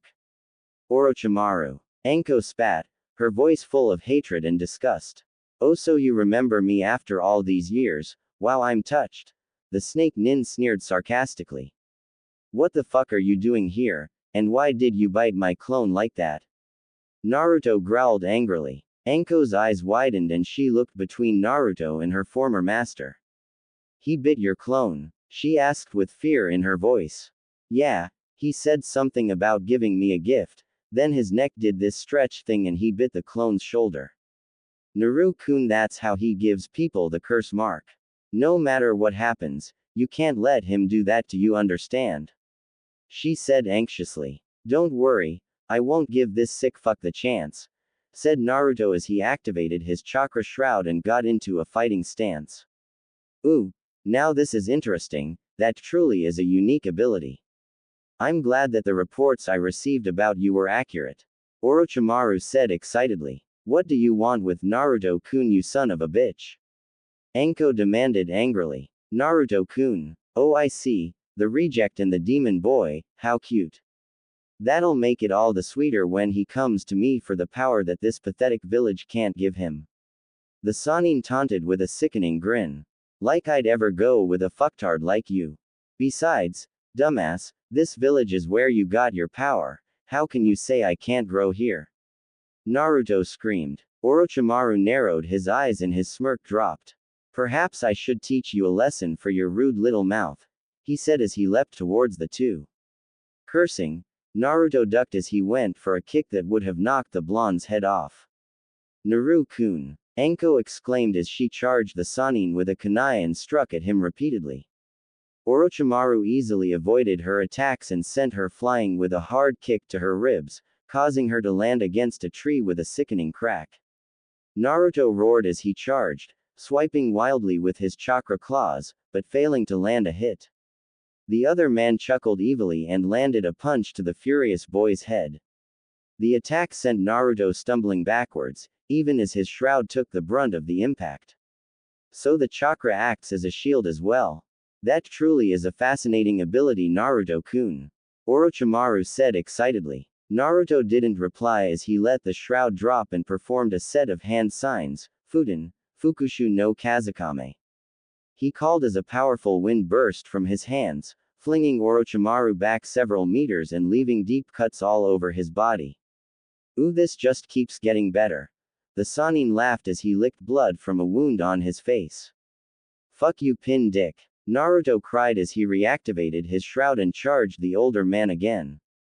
The snake user avoided the attack and punched Naruto hard in his gut, forcing him to his knees as the air was driven from his body and his cloak withdrew. I really do hate to end this so soon, Naruto-kun, but I'm afraid the others will arrive soon, so we'll have to speed things up a bit, he stated as he leaned down, preparing to bite the boy's neck and give him his mark. Get away from him, you bastard, Anko cried as she desperately leapt towards her former master, kunai poised to attack. Orochimaru growled angrily as he was forced to move away from Naruto to avoid his former student's attack. I've had enough of your interference. Juin Jutsu. Immediately, Anko screamed and dropped to the ground, clutching her shoulder as pain ripped through her entire body. Naruto, who had finally recovered from the snake nin's powerful punch, hurried to her side. What the fuck did you do to her? He roared as his girlfriend continued to writhe in agony. The man chuckled evilly. I activated her curse mark, she'll be dead within 5 minutes, he said with his voice full of pride and amusement at seeing his former pupil screaming in pain. You bastard! I'm going to kill you! The enraged blonde cried, reactivating his cloak and charging once more. Really? I'm disappointed, using the same technique again, even though it failed the last 2 times, I hope you're a better learner than that. The Sannin said condescendingly as he, again avoided all of Naruto's attacks and knocked him back with a hard blow to his chest. Damn it, he's right. I need more power, he thought frantically. Wait, that's it, Kyuubi. Give me your chakra now, he demanded internally. Kid, I don't think that's wise, we don't know what might happen if you use my chakra at this point, the demon replied calmly. I don't care, if I kill this prick, Anko-chan might live. I need your power now, he yelled. Naruto, please don't do this, their muse. I don't have time for this. Give me your chakra now, he screamed, cutting off the demon. Fine kid, here you go. But don't say I didn't warn you, Kyuubi said worriedly as he began to feed his chakra into Naruto's network. Oh god, the power. It's incredible. More Kyuubi, give me more. he said as the chakra began to leak from his body, forming a new, blood-red shroud, complete with 4 tails at the back. Naruto, stop. You're taking too much, your body won't be able to handle the strain. Kyuubi cried, trying to reach the power-crazed boy, but he was too far gone in pain and bloodlust to heed the warning. Roaring loudly, he began forcefully drawing on more and more of the Kyuubi's chakra. The ground began to quake and winds ripped around the area violently, as a 5th, then 6th tail formed in the cloak. What have I done? The now terrified snake Sannin thought as a 7th and 8th tail formed, and the boy's appearance changed. His teeth, nails and hair had grown longer, his posture changed and he dropped to all 4s as the 9th and final tail formed. The now fully denimized Naruto let loose a roar that shook the ground and brought every person within the forest and its surroundings to their knees, under the intense demonic chakra and pure killing intent. Orochimaru was too terrified to even think of escaping, as the beast lowered its gaze at him and growled deeply. Please no, don't Ki, he started to beg but was cut off as his right arm was literally ripped off by Naruto, who had moved so fast, he didn't even notice, till he felt pain so intense he couldn't even scream or cry. He just watched in pure horror as Kyuubi's chakra incinerated the severed limb, leaving not even ashes as it quickly burned. Recovering somewhat from his state of shock, Orochimaru attempted to scurry away, but before he even got to his feet, his legs were pulverized as the out-of-control Jinchuruki pounded them into the ground, shattering the bones and liquefying the muscle and tissue. This time the wounded Sannin was able to let out a guttural scream as he looked down at the piles of pulp that used to be his legs. His cry was cut short however, when Naruto wrapped a clawed hand around his throat and lifted him off the ground, slamming him limply into a tree. You killed her. Naruto growled out in his demonic voice. Orochimaru's eyes widened as he felt the boy's grip grow tighter, his claws puncturing the skin and drawing blood. Now, I kill you, he said as he clenched his fist, crushing his throat and spine. Finally he ripped his hand upwards, removing the Sannin's head and killing him once and for all. His prey destroyed, the demonic Naruto slowly turned his attention back to Anko's limp form. He had been so caught up in his rage that he hadn't even noticed when she had stopped moving. He staggered over to her weakly, collapsing to his knees and releasing his shroud once. He pulled her into a tight embrace and cried out to the heavens, his pain-filled voice resonating through the entire village. Kit, she's still alive. Kyuubi cried excitedly. What? He called back as he felt for a pulse. Oh my god, you're right, it's faint but she has a pulse. Quick Kit, you've got to get her to the tower so the medics can help her. The demon yelled, snapping the boy out of his overjoyed revelry. Naruto nodded as he stood, picking her up bridal style. Before he could move, he was surrounded by 24 Anbu and the Hokage, along with Asuma, Kurenai and Guy. Naruto, what the hell happened here? The Hokage yelled, looking around at the damaged area, unrecognizable dismembered cops and finally Anko. I don't have time to explain fully. Orochimaru showed up. We fought, he injured Anko using her curse mark and I killed him. Now I need to get her to the hospital, so get the fuck out my way. He roared, stepping towards the direction of the hospital. Naruto, wait. The tower is closer, the medics can treat her there. Sarutobi said hurriedly. Fine, I'll meet you there, he said before disappearing in a burst of flames. Will she be alright, Hokage-sama? Kurenai asked worriedly. I hope so, Kurenai, cause God knows what Naruto will do if she dies. And judging by that chakra we felt earlier, there isn't a damn thing anyone would be able to do to stop him. As soon as Naruto arrived in the tower, he was surrounded by Chunin and Junin guards. Where are the medics? She needs help right now, he yelled desperately. Immediately several medic nins appeared and made their way to him, checking over her vitals, then leading him to a separate room, where he was instructed to place her into a bed so they could begin work on her. After several seemingly chaotic minutes, the doctors began to settle down and eventually all but one left. This last one turned to Naruto. How is she? He asked anxiously. We've managed to get her stabilized, so the hard part is over. She should make a full recovery in a few weeks, provided she gets lots of rest. The doctor explained. Oh, thank God, Naruto said before collapsing to the ground, unconscious. Naruto awoke to the familiar sound of dripping water and feeling of laying in a puddle. I never did ask what this stuff is, he thought to himself as he sat up. Hey Kyuubi, how come you called me here? He asked, seeing the great fox inside its cage. Because you're dying, Kit. It answered gruffly. What? Naruto exclaimed loudly. How? Why? What the hell is going on? Well, as I warned it would, your body was unable to handle my chakra when you used all 9 taels worth, so now it has been damaged to the point that not even I can fix it, using my normal methods. Kyuubi replied, mumbling the last part. Damn. Is there anything you can do? Naruto asked softly. Well, there's one option, but frankly you're not gonna like it. Naruto's head snapped up. What is it? How can you save us? He asked. The only way that I can see to save you, is for us to merge completely, making you into a half-demon or Hanyu. The Demon Lord explained. What'll happen if we do that? Unfortunately, I'm not entirely sure. All that I'm certain of, is that you will get all of my chakra and your healing abilities will increase dramatically, that is, assuming you don't just explode from the overload of power. Kyuubi answered flatly. Wait, does that mean I would be immortal? Naruto asked, choosing to ignore the exploding comment. No, only full demons like me are immortal. You would just be very hard to kill, though you could still die of old age eventually. Oh good, I don't think I could stand having to watch everyone age and die while I lived on. Is there anything else you can tell me? Like what, Kit? We're kinda short on time here.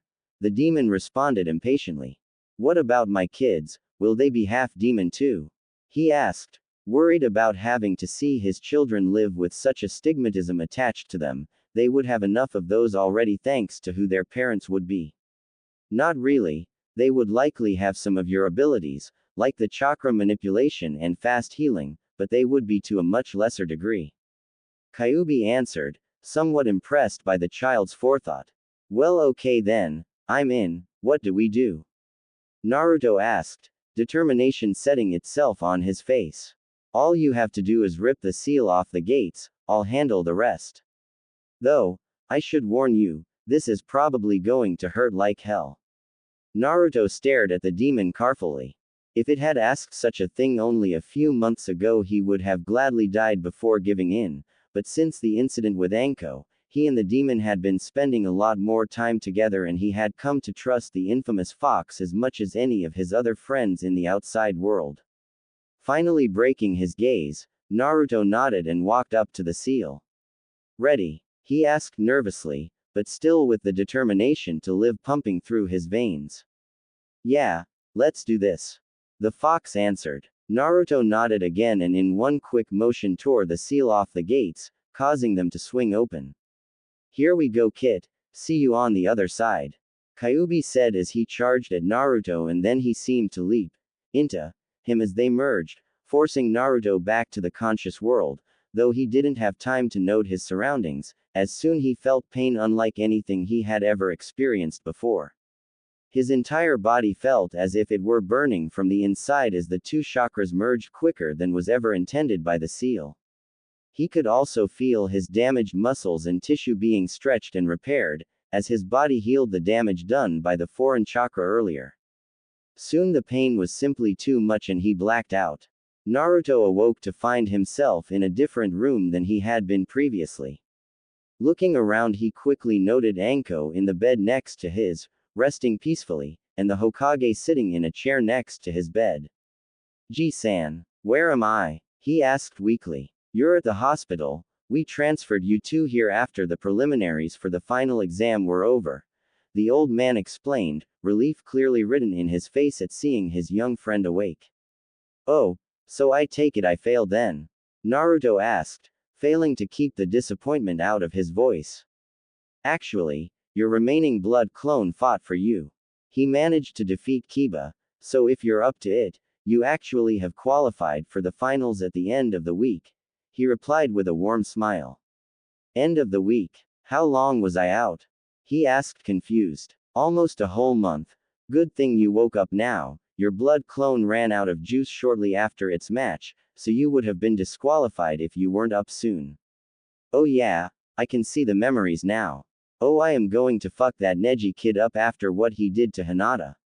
That Gaara guy too, he declared angrily, upset by seeing how badly some of his fellow Leaf Nin were injured. He let out a weary sigh. Oh well, I'll think about that later. How is Anko-chan doing? He asked, his tone dripping with concern and worry. I'm fine, but you guys need to learn to keep it down while people are trying to rest. Muttered a familiar voice from their right. And Chan, you're awake. Naruto exclaimed excitedly as he tried to jump out of bed and hug her, but fell down in a tangle of sheets and blankets. Whoa, take it easy, Naruto. You've been out for 3 weeks and your body needs time to adjust to the changes, the Hokage said sternly, helping the boy back into bed. Changes? What changes? What happened? Naruto asked frantically. Actually, we were hoping you could tell us what happened. One of the doctors found you on the ground screaming in pain. And nothing we did seemed to stop it. Eventually you stopped on your own, and when you did we noticed your new features. Sarutobi said nervously. Features? What features? Naruto asked, fear evident in his voice for the first time that anyone could remember. Here, take a look for yourself. Anko said, handing him a small mirror. Naruto gasped at what he saw looking back at him in the reflection. His whisker marks had grown much darker and more defined. His canine teeth had grown into full animal fangs. And his eyes were now a unique amethyst color. He also noticed that his hair was now longer and had blood-red tips at the end of his usual gold locks. Finally, the most distressing thing was that his ears were no longer on the side of his head where they should be, they were on the top, and looked more like a fox or dog's ears, pointed and covered in blonde fur with red tips. Holy shit. What the fuck, Fox? You didn't say anything like this was going to happen. Naruto yelled out loud accidentally. What do you mean, Naru-kun? Anko asked concerned. Naruto sighed. During the fight with Orochimaru, I called on the fox's chakra so that I could win. Unfortunately, I used too much and it caused serious damage to my body. It was so bad that was going to kill me. Both Anko and the Hokage gasped at this. The fox told me that the only way for me to survive was for us to merge completely, turning me into a half-demon. Apparently these changes are the side effects of that merger. Though you could have warned me, Fox. He added internally. Sorry, Kit. I honestly didn't know this kind of thing was going to happen. There has never been a merger between a demon lord and a human before. I really had no idea what to expect. Kyuubi explained. It's okay, I guess. At least I don't have a tail or something, right? He thought jokingly. Though he received no reply. Oh fuck no. He exclaimed whilst feeling behind his back, and sure enough right there attached just above his butt were 9 big, bushy fox tails. God damn it. He screamed, causing the windows in the room to shatter. Oh come on, Naru-kun, I think they're really cute.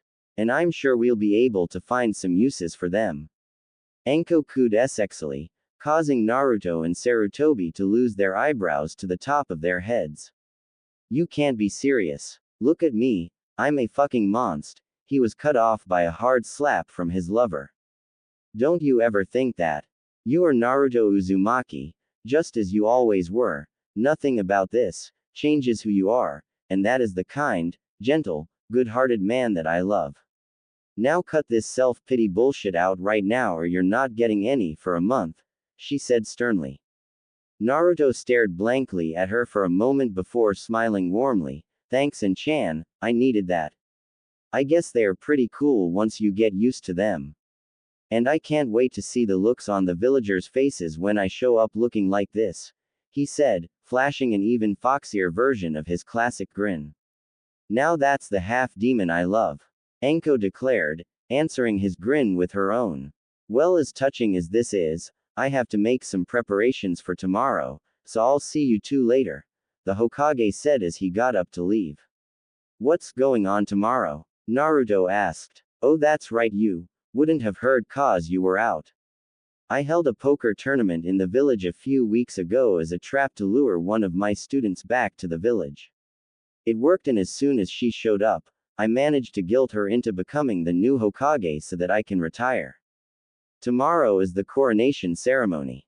Sarutobi explained, his own mischievous grin appearing and putting those of the two infamous troublemakers to shame. Also, you finally get to retire. Congrats, Ji-san, you really are far too old to be running the village these days. Naruto proclaimed, half serious. Oh, believe me, I know, that's why I brought Tsunade back, he said, chuckling as he headed for the door. Oh, and don't forget, this is a public hospital, so if you decide to relax, try to keep it down, he said, giggling perversely and wiggling his eyebrows in an all too familiar manner. Get out of here, Ji-san. Naruto yelled at him, tossing a pillow at the old man as he ran from the room, and they both blushed at his comment. It was only a few hours after they woke that the doctors told them that both Anko and Naruto were cleared to leave. The blonde cheered excitedly and rushed to the door, literally ripping it off its hinges. Naru-kun, what the hell did you do that for? Anko yelled. Naruto blushed and rubbed the back of his head. Sorry, I guess merging with Kyuubi made me a lot stronger than before. It'll probably just take some time to get used to, he explained, placing the door back in its frame only for it to fall down immediately.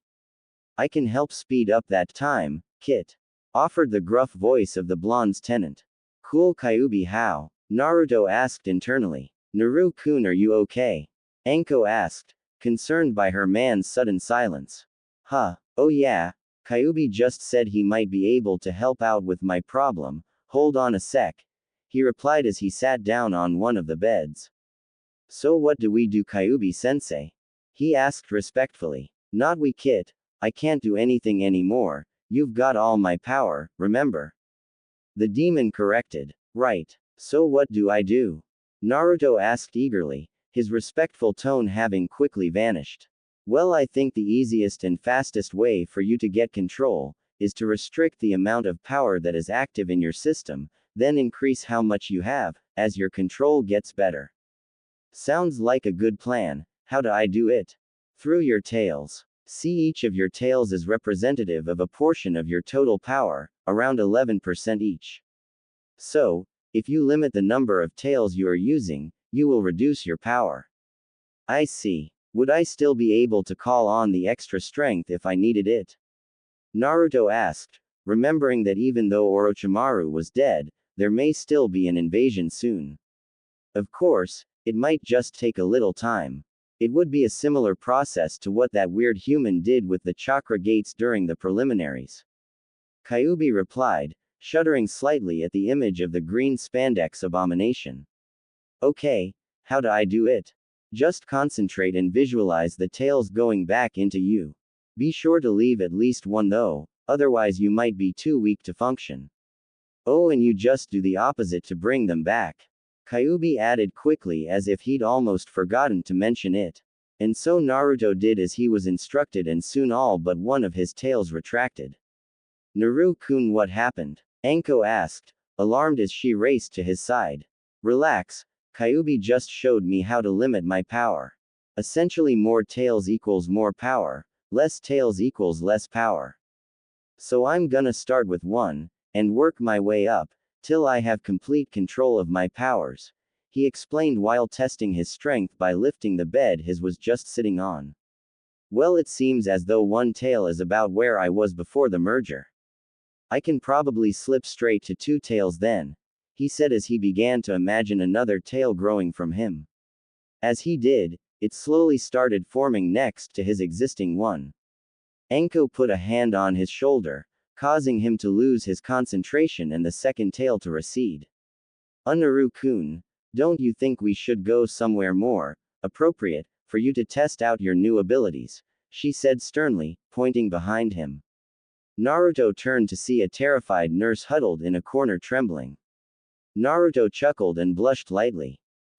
Maybe you're right. Okay, let's go. He picked her up bridal style and sunshine to their usual training ground. What did you do that for? Anko yelled as he put her down. The doctor said you had to rest, so I figured this would be the best way to get us here without you having to do anything. Naruto said as though it were obvious. I don't need to be carried like some wounded child, I'm still your sensei, damn it. She yelled, whacking him over the head. Hi. Sorry, sensei. He said, hanging his head. Anko sighed. Look, let's just forget about it and get started, okay? Sure, I'll start with 2 for now. He said as he began to concentrate, soon forming the extra tail. Hey, it was easier that time, must get better with practice. He thought out loud. Do you feel any different? A voice from behind them asked. The both quickly turned and looked to the source and found the Hokage standing with a busty blonde woman that Naruto didn't recognize. Heiji-san. Who's she? He said, indicating towards the well-endowed woman. Tsunade Senju, new Hokage, you must be Naruto. I've heard a lot about you, though I must say I'm very impressed you managed to kill my old teammate, she said, holding her hand for him to shake. He took it and gave it a firm shake. Teammate, you must mean the snake prick, but if that's true, you must be like 50 years old, how can you look so good? He asked innocently, earning him a whack from Anko. Ow, I meant good for her age, she's got nothing on you and Chan. He said quickly, earning an even harder smack from Tsunade. Seeing the situation deteriorating quickly, Sarutobi decided to step in. So Naruto, we came to see how you're finding your new abilities. I noticed you only have 2 tails now, I assume that somehow limits your power. The professor asked, as always, intrigued by a new development. Naruto glared at Tsunade briefly before turning to the Sandaime. Yeah, I had a little accident at the hospital and Kyuubi recommended I limit my power until I get better at controlling it. I realized that 1 tail is pretty much where I was before, so I decided to skip it and go straight to 2 tails. He explained. I see. So is there much of a difference? Tsunade asked, her expression more serious than before. Yeah, straight away I felt lighter and stronger. I figure with 2 tails I should be at about Kakashi Tem's level. He replied, gaining gasps from everyone. Naru-kun, are you sure? Anko asked disbelievingly. Yeah, I think so, why? He replied, confused by their expressions. Naruto, if you're that strong at 2 tails, think how strong you will be at 9. Sarutobi yelled, losing his cool for the first time in over a decade. Naruto paused for a moment and considered it. Actually, now that you mention it, when I used 9 tails against the snake fucker he did go down really easily. In fact, I probably could have beat him using only 4 or 5 tails, but I got a bit carried away. He explained sheepishly. Everyone just stared at him, mouths wide open. What? Don't you get it, kid? With only half your power you'd easily be the strongest ninja in Konoha. With all of it, there would be no one in the world that could stand up to you. Tsunade exclaimed. Really? Awesome. I'd better get to training then. He cried excitedly before he made 1,000 shadow clones, filling large clearing in a sea of black-clad blondes. Anko smacked her hand to her face. Oh, not this again. She sighed wearily. I don't get it. What's he going to do with all though? Tsunade started but was cut off by the original Naruto's voice. Alright guys, we've been given an upgrade, time to get used to it. Uzumaki Battle Royale, he yelled, getting a chorus of cheers and applause. And, begin, he shouted. And instantaneously all hell broke loose as all the Narutos began attacking each other. Anko, what is he doing? Sarutobi asked, unable to look away from the chaos unfolding before them. He calls it the Uzumaki Battle Royale. He does this when he is trying to develop his taijutsu or master a new technique. Anko explained, sounding almost embarrassed by her lover and students' actions. They all ducked as a clone came flying over them and disappeared in a poof. Well, as unorthodox as it is, I'll bet it's quite effective. Especially since the original learns everything the clone does when it's dispelled. Tsunade said as they continued to watch the battle, all of their faces holding blank expressions. Yeah, but it wears him out pretty good. I'll have to warn him so he isn't exhausted for the finals in a few days. Anko replied. They all nodded and watched as more and more of the clones were dispatched. It's strangely beautiful, in a chaotic sort of way. Sarutobi said quietly as the number of Narutos steadily declined. I can't look away, it's almost hypnotic. Tsunade muttered, as they again ducked a flying clone. After 20 minutes a very drained Naruto lay in the middle of the clearing, panting heavily as the three older ninjas shook off their stupor and walked over to the boy. Not bad kid, I've gotta say I'm impressed. Tsunade said as Anko helped the exhausted teen stand up. Thanks Ba-chan. Glad you enjoyed the show. He joked. What did you call me Gaki? She screamed as she began stomping her way over to him but was stopped when Sarutobi grabbed her arm. Whoa, look at the time, I guess we'd better get going and leave you two to it. Come on Tsunade. He said, dragging her off as she struggled against him. Naruto and Anko looked at each other and shrugged. You wanna grab some dinner? Naruto asked. Sure, but since you offered you're paying. Anko replied with a smirk, getting a frown from her student as he mumbled something about tight SS girlfriends. The next few days passed quickly and Naruto's control grew just as quick. He could now walk around comfortably at Three Tails. Not that they had really been walking anywhere, since Naruto had decided to make his new features a surprise for the tournament, so they stayed at home when not training. Though neither of them complained as it gave them plenty of time to relax, as the Sandame had put it, though they were yet to go all the way as they decided to wait until after the exams. Needless to say, Friday couldn't come fast enough for either of them, Naruto because he was excited for the exams, and Anko because she was becoming increasingly frustrated every day. Naruto woke on Friday morning much the same way he did every day, angry at the sun for waking him, then happy as he felt the familiar weight on his chest as his beautiful girlfriend snuggled closer to him to avoid the light. However, this feeling was soon replaced by excitement as he remembered what today was. Unfortunately, in his excitement, he forgot about the woman laying on him and leapt from the bed, sending her crashing harshly to the floor. Ow, what the fuck? She yelled, rubbing her sore backside. Oh An-chan, I'm so sorry, I just got excited and I forgot you were there for a moment, he said frantically as he helped her up. She glared at him for a long moment before taking a deep calming breath. All right. Let's just hurry up and get ready. You don't want to be late, do you? Oh shit. You're right, he cried, disappearing into the bathroom, causing the door to slam loudly as Anko chuckled at his antics. Half an hour later, they were walking towards the stadium where the exams were to be held. Naruto had carefully tucked his tail into his pant legs, not that it was really helping them to avoid the usual glares and comments. Some people had even taunted him by saying the Hyuga would kill him in their match. This just caused both of them to laugh as they knew even with him holding back to one tail as the Hokages had requested, Neji didn't stand a chance. Eventually, they made it to the stadium and Anko jokingly gave him a kiss for luck before she went to sit with the other senseis and he went to the arena floor to await the start of the tournament.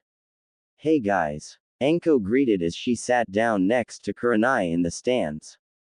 She noticed that the members of each team that didn't make it were here with their senseis. Ah, it's the crazy chick from the Forest of Death, what are you doing here? Kiba yelled, earning him a smack from Kurenai. She is here to watch her student, just like the rest of us. Asuma said while trying not to laugh at the boy's comment or punishment. Excuse me, Anko-sensei, but who is your student? Asked Hinata quietly. Why the very person who is going to win this whole tournament, who happens to be the same person that beat the crap out of Dog Boy of there? She said, smiling proudly and pointing at Kiba. The students all stared at her for a moment before it clicked who she was referring to.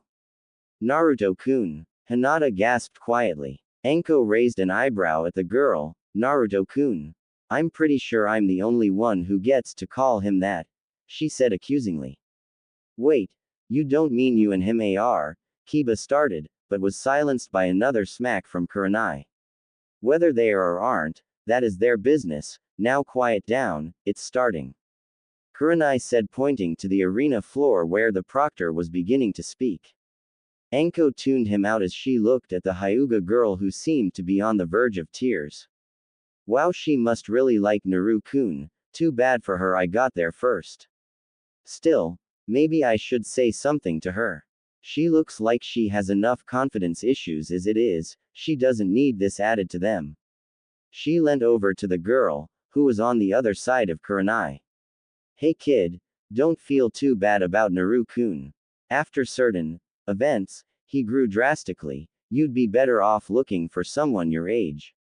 Besides, back at the preliminaries it seemed like that Aburame kid had taken a shine to you. Hinata stared at her disbelievingly. Shino, are you sure? She asked quietly. It's true, Hinata. Shino may not be the most open guy out there, but during your match with Neji, he was practically a nervous wreck. I actually had to stop him from jumping down and attacking him. Kurenai added. She had realized what Anko was doing and was glad to see it. She had always thought that Shino was a better match for the quiet girl anyway. The young Hyuga didn't reply, she just sat there considering what had been said. Eventually she nodded confidently. Thank you, Anko-sensei. I wish you and Naruto happiness in your lives together, she said genuinely, causing both older women to smile and nod. Neji Hyuga versus Naruto Uzumaki. Let the first match begin, cried the proctor, immediately gaining the attention of the three distracted kunoichi.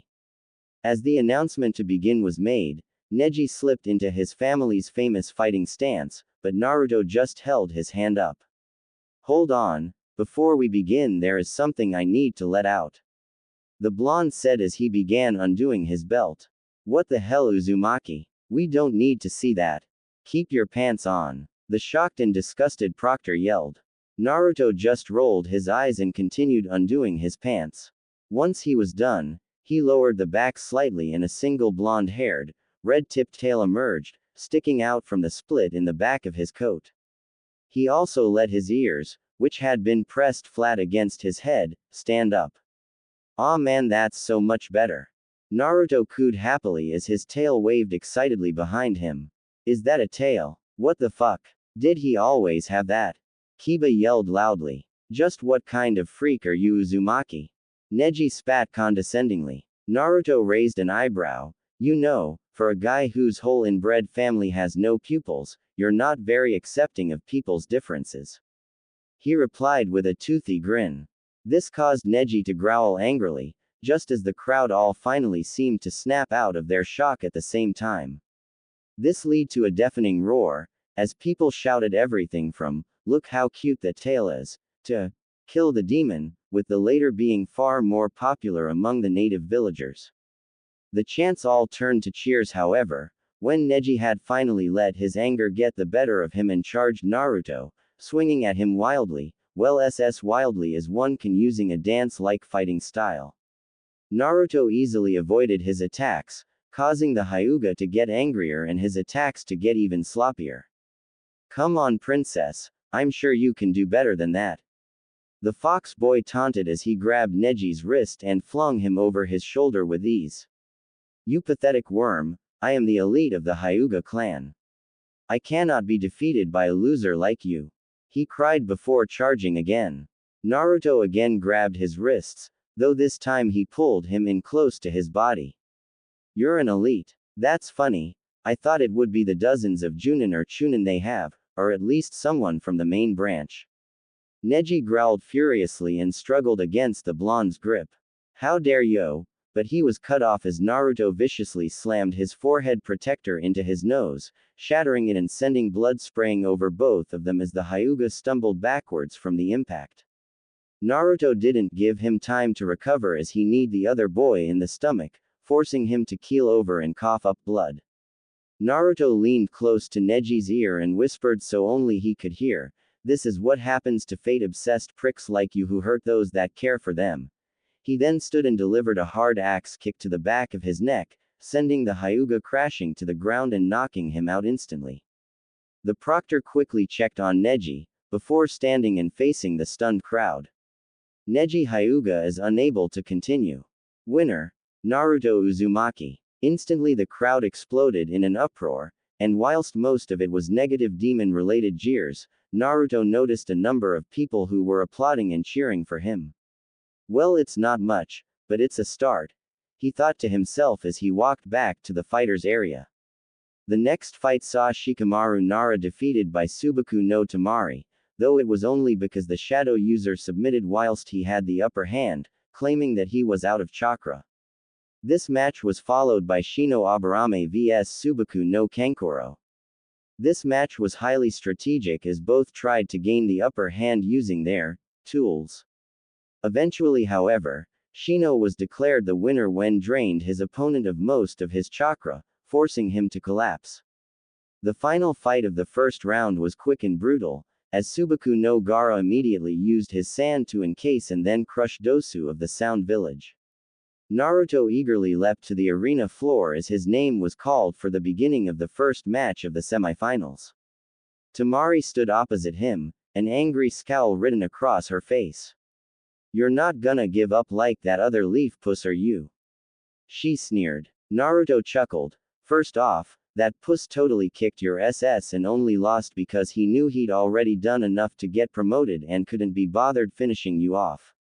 Second, I've never backed down from a fight in my life and I've faced things worse than anything you or even your psycho brother could dream up, so fuck no, I'm not gonna give up," he declared forcefully. She smirked at him. "Good, cause I'm looking for a fight." As soon as the proctor called a start to the match, Tamari opened her fan all the way and launched several powerful gusts at Naruto, who leapt away quickly, avoiding the devastating attacks. "I can see you've got pretty good strength, but how is your speed?" Naruto called as he suddenly disappeared in a burst of speed too quick to follow. "Shit, where did he go?" she muttered under her breath. Suddenly her eyes widened and she spun around, using her now closed fan to block a kick aimed at her head. The force from the blow was enough to send her skidding away from the other nin. "Nice reflexes, let's see if you can keep it up," Naruto taunted as he vanished again. "Shit!" she exclaimed as she looked around for her opponent. Before she could even flinch, she was hit with a brutal kick to her arm which landed with a loud snap. She immediately dropped her weapon, as intense pain shot through her arm when she tried to hold on to the heavy fan despite her injury. Before it even hit the ground, it vanished and reappeared in the hands of Naruto, who was now standing a short distance away from her holding the fan in front of him like he was going to use it. "You know, I happen to be wind type myself and I always wondered what would happen if I combined my jutsu with wind from a fan like this. Let's find out, shall we?" "Fuden. Harakan Kurisaki ma," he cried as he did some hand signs then swept the fan powerfully. The result was a huge gust of wind that slammed Tamari violently against the arena wall and left deep gashes across her body and the concrete wall. Subaku no Tamari is unable to continue. Winner Naruto Uzumaki. Called the proctor as medics ran in to collect the fallen Kunoichi. As she was being carried out, Naruto placed her fan on the stretcher with her, having no desire or need of such a weapon. Again the crowd erupted when the fight was over, though Naruto could see that this time, there were quite a few more people cheering for him, especially after he gave the weapon back. After all, what kind of evil monster respects property rights? Naruto went back to the fighter's box as the next two combatants made their way down. Finally, they stood across from each other and the proctor began. Second match of the semifinals, Shino Abura. He was cut off by Shino's emotionless voice. "Proctor, I quit," he said calmly. "What? Why?" the proctor asked as the crowd went silent in shock. "I have now seen my opponent in 2 fights, both times he used incredible power and ruthlessness, resulting in either death or serious injury. I have no desire to fight when I am sure that a similar result will undoubtedly be my fate." The proctor nodded. Shino Aburame has refused to continue. Winner Subaku no Gara. Many of the villagers in the crowd booed the outcome, but most of the ninjas nodded their heads in understanding, there was wisdom in not fighting what was almost sure to be a losing battle, especially when the opponent is as dangerous as Gaara. Will Naruto Uzumaki please return to the arena floor so that we may begin the final match? Called the proctor as the crowd finally settled down a little. Naruto leapt down into the arena and stood opposite the malicious young ninja from Suna. Final match of the Chunin exam tournament, Naruto Uzumaki vs Subaku no Gaara. Begin. Called the proctor as he leapt back to what he hoped was a safe distance.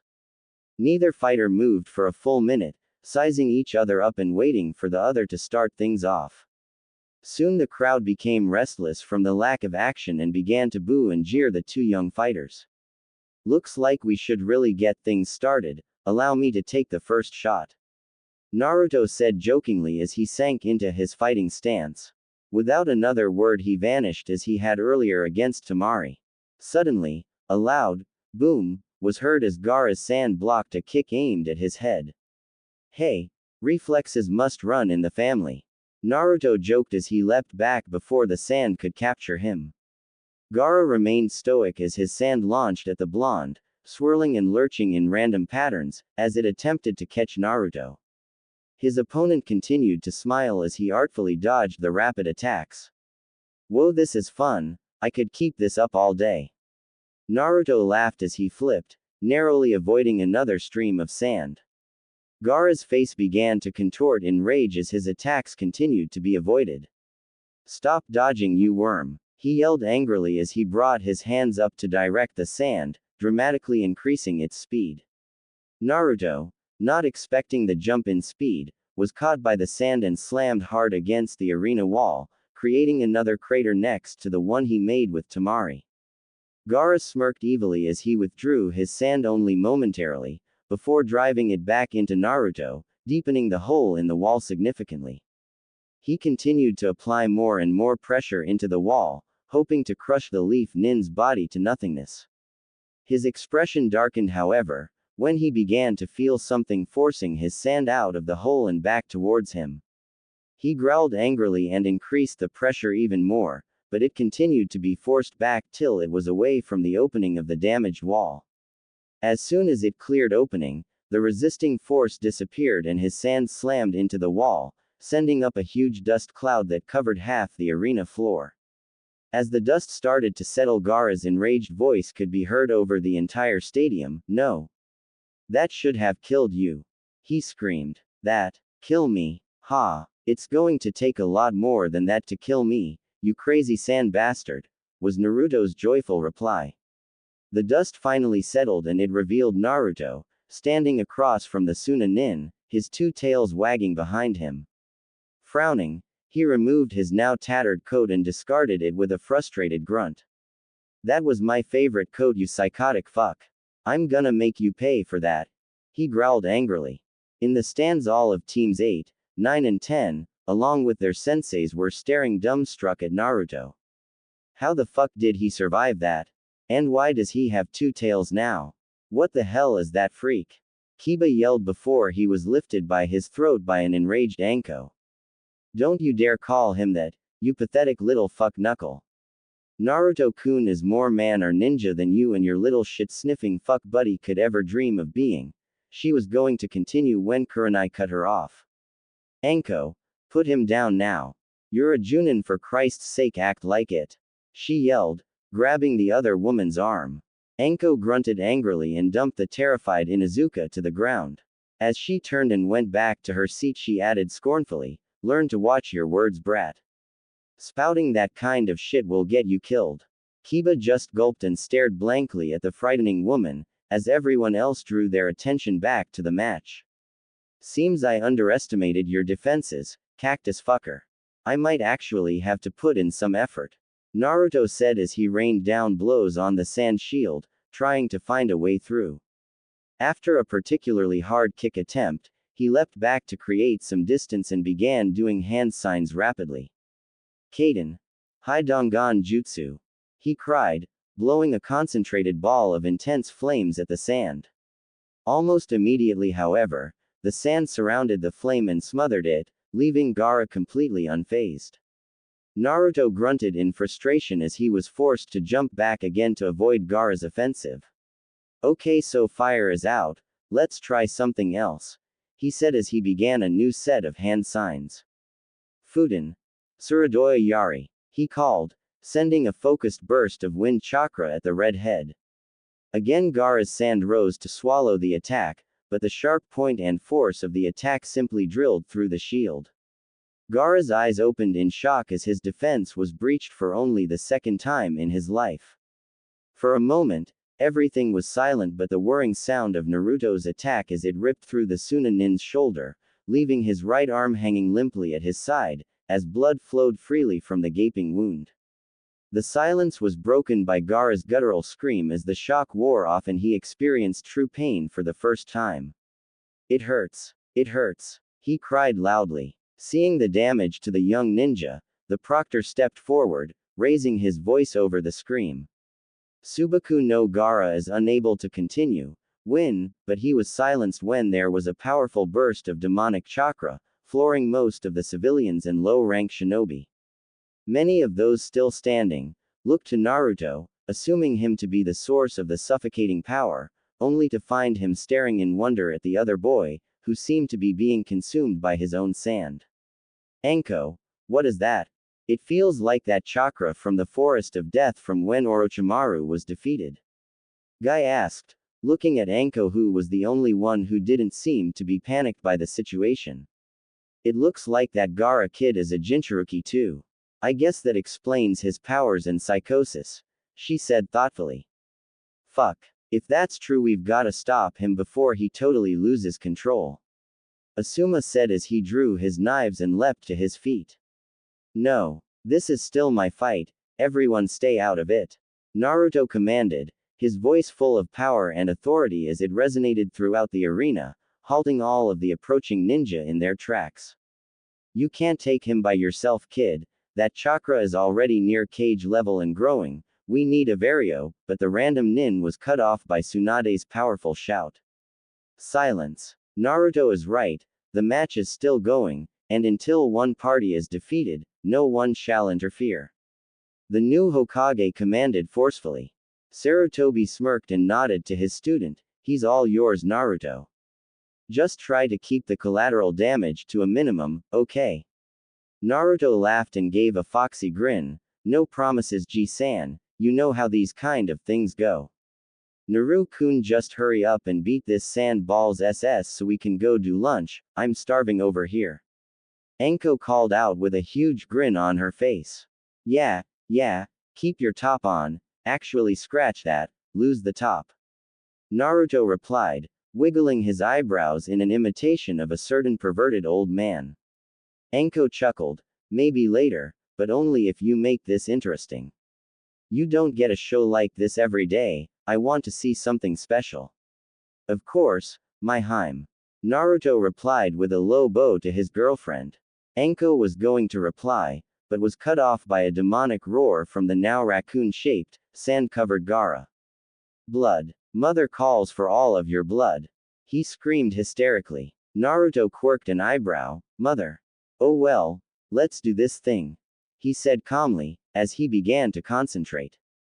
Almost immediately, 2 extra tails sprouted from his back and his chakra pressure exploded, sending many of the remaining Genin and Chunin to their knees. Is that the Kyuubi's power? Kurenai asked as she struggled to breathe under the pressure. No, it's different. Kyuubi's chakra was always dark and malevolent. This, whilst incredibly powerful and intense, seems warmer, almost comforting. Guy said as he stared at Naruto, who was now surrounded by his blue chakra shroud. That's because this is Naru-kun's chakra. When he used Kyuubi's chakra in the Forest of Death to kill the snake fucker, it somehow caused the two of them to merge. So now Naru-kun has all the power of Kyuubi, but it's his chakra, not the demon's. Anko said proudly, whilst looking on happily at her student in love. So, judging by that chakra, you're a Jinchuruki, yes? And since you use sand, I'd say you've got the Aikibi in there. Naruto said curiously. That's right, and now mother is calling for your blood.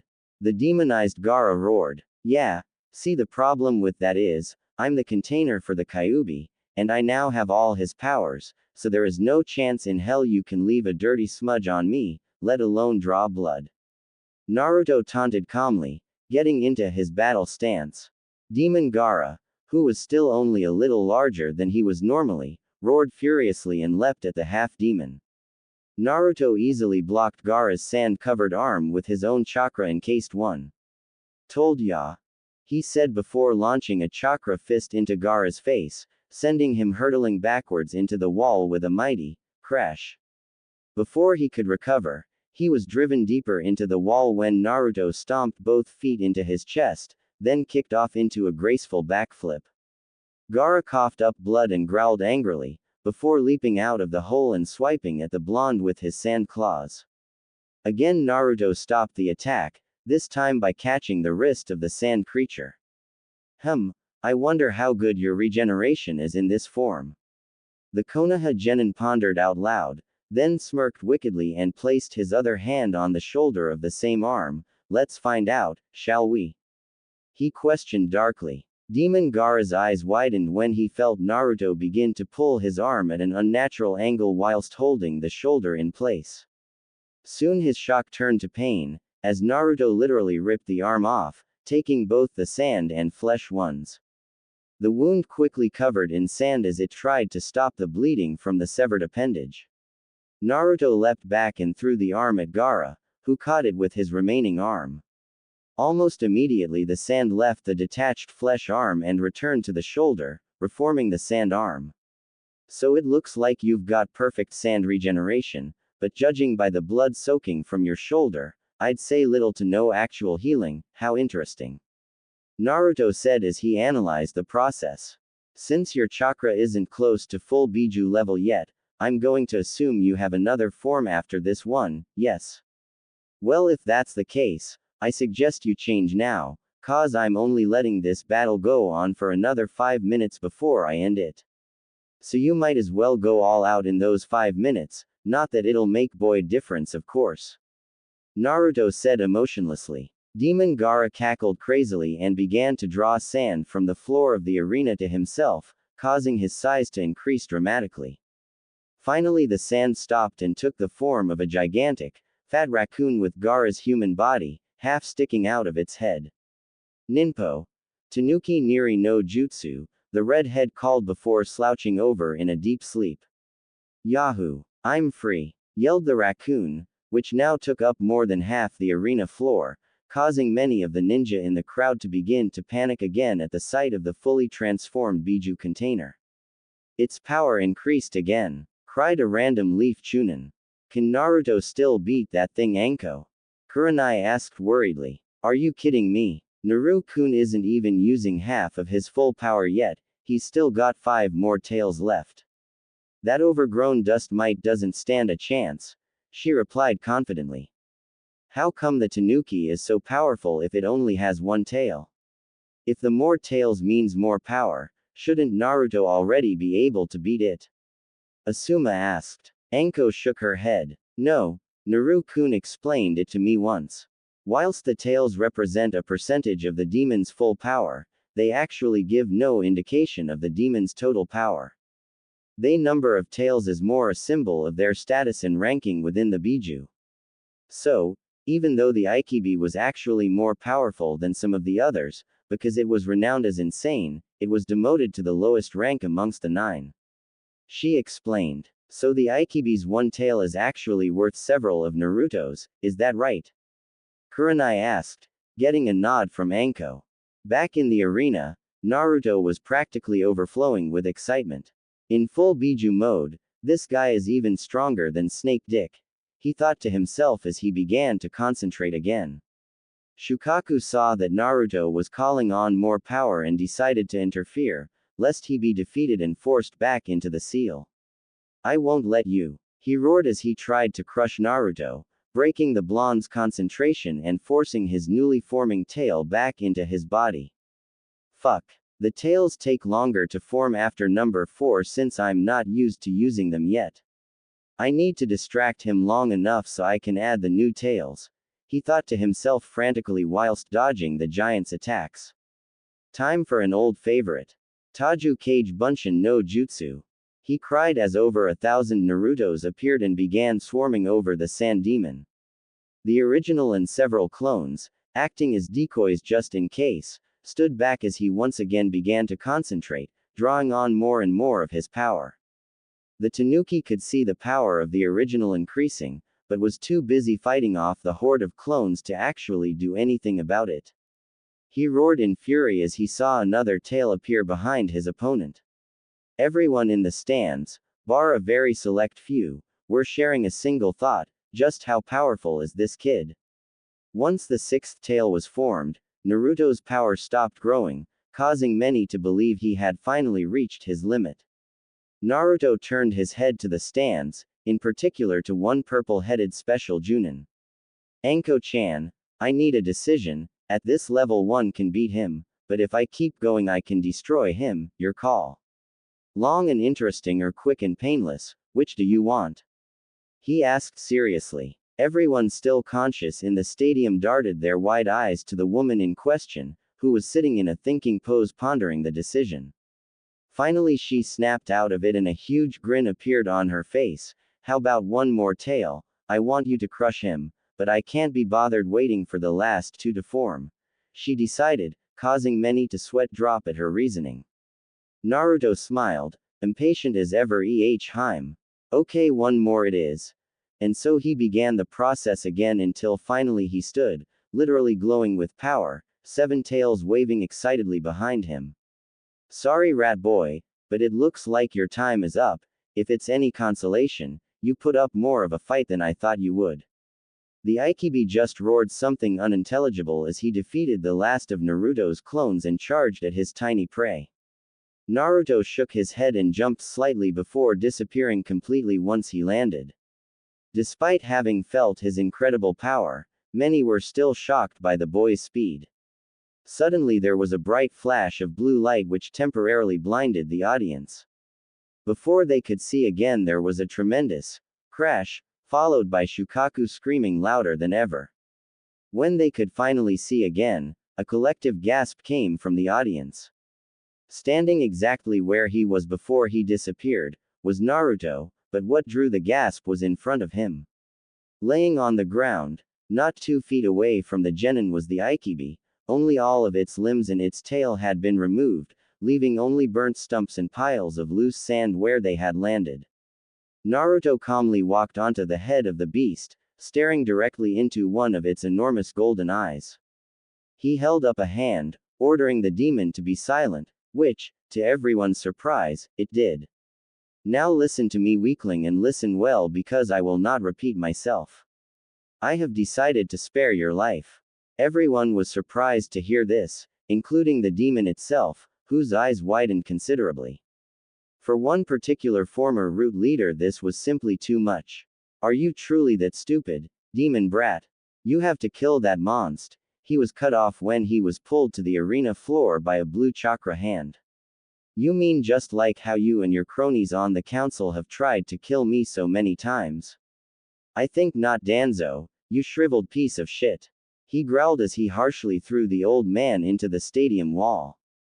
Immediately Naruto was surrounded by Anbu bearing the root symbol.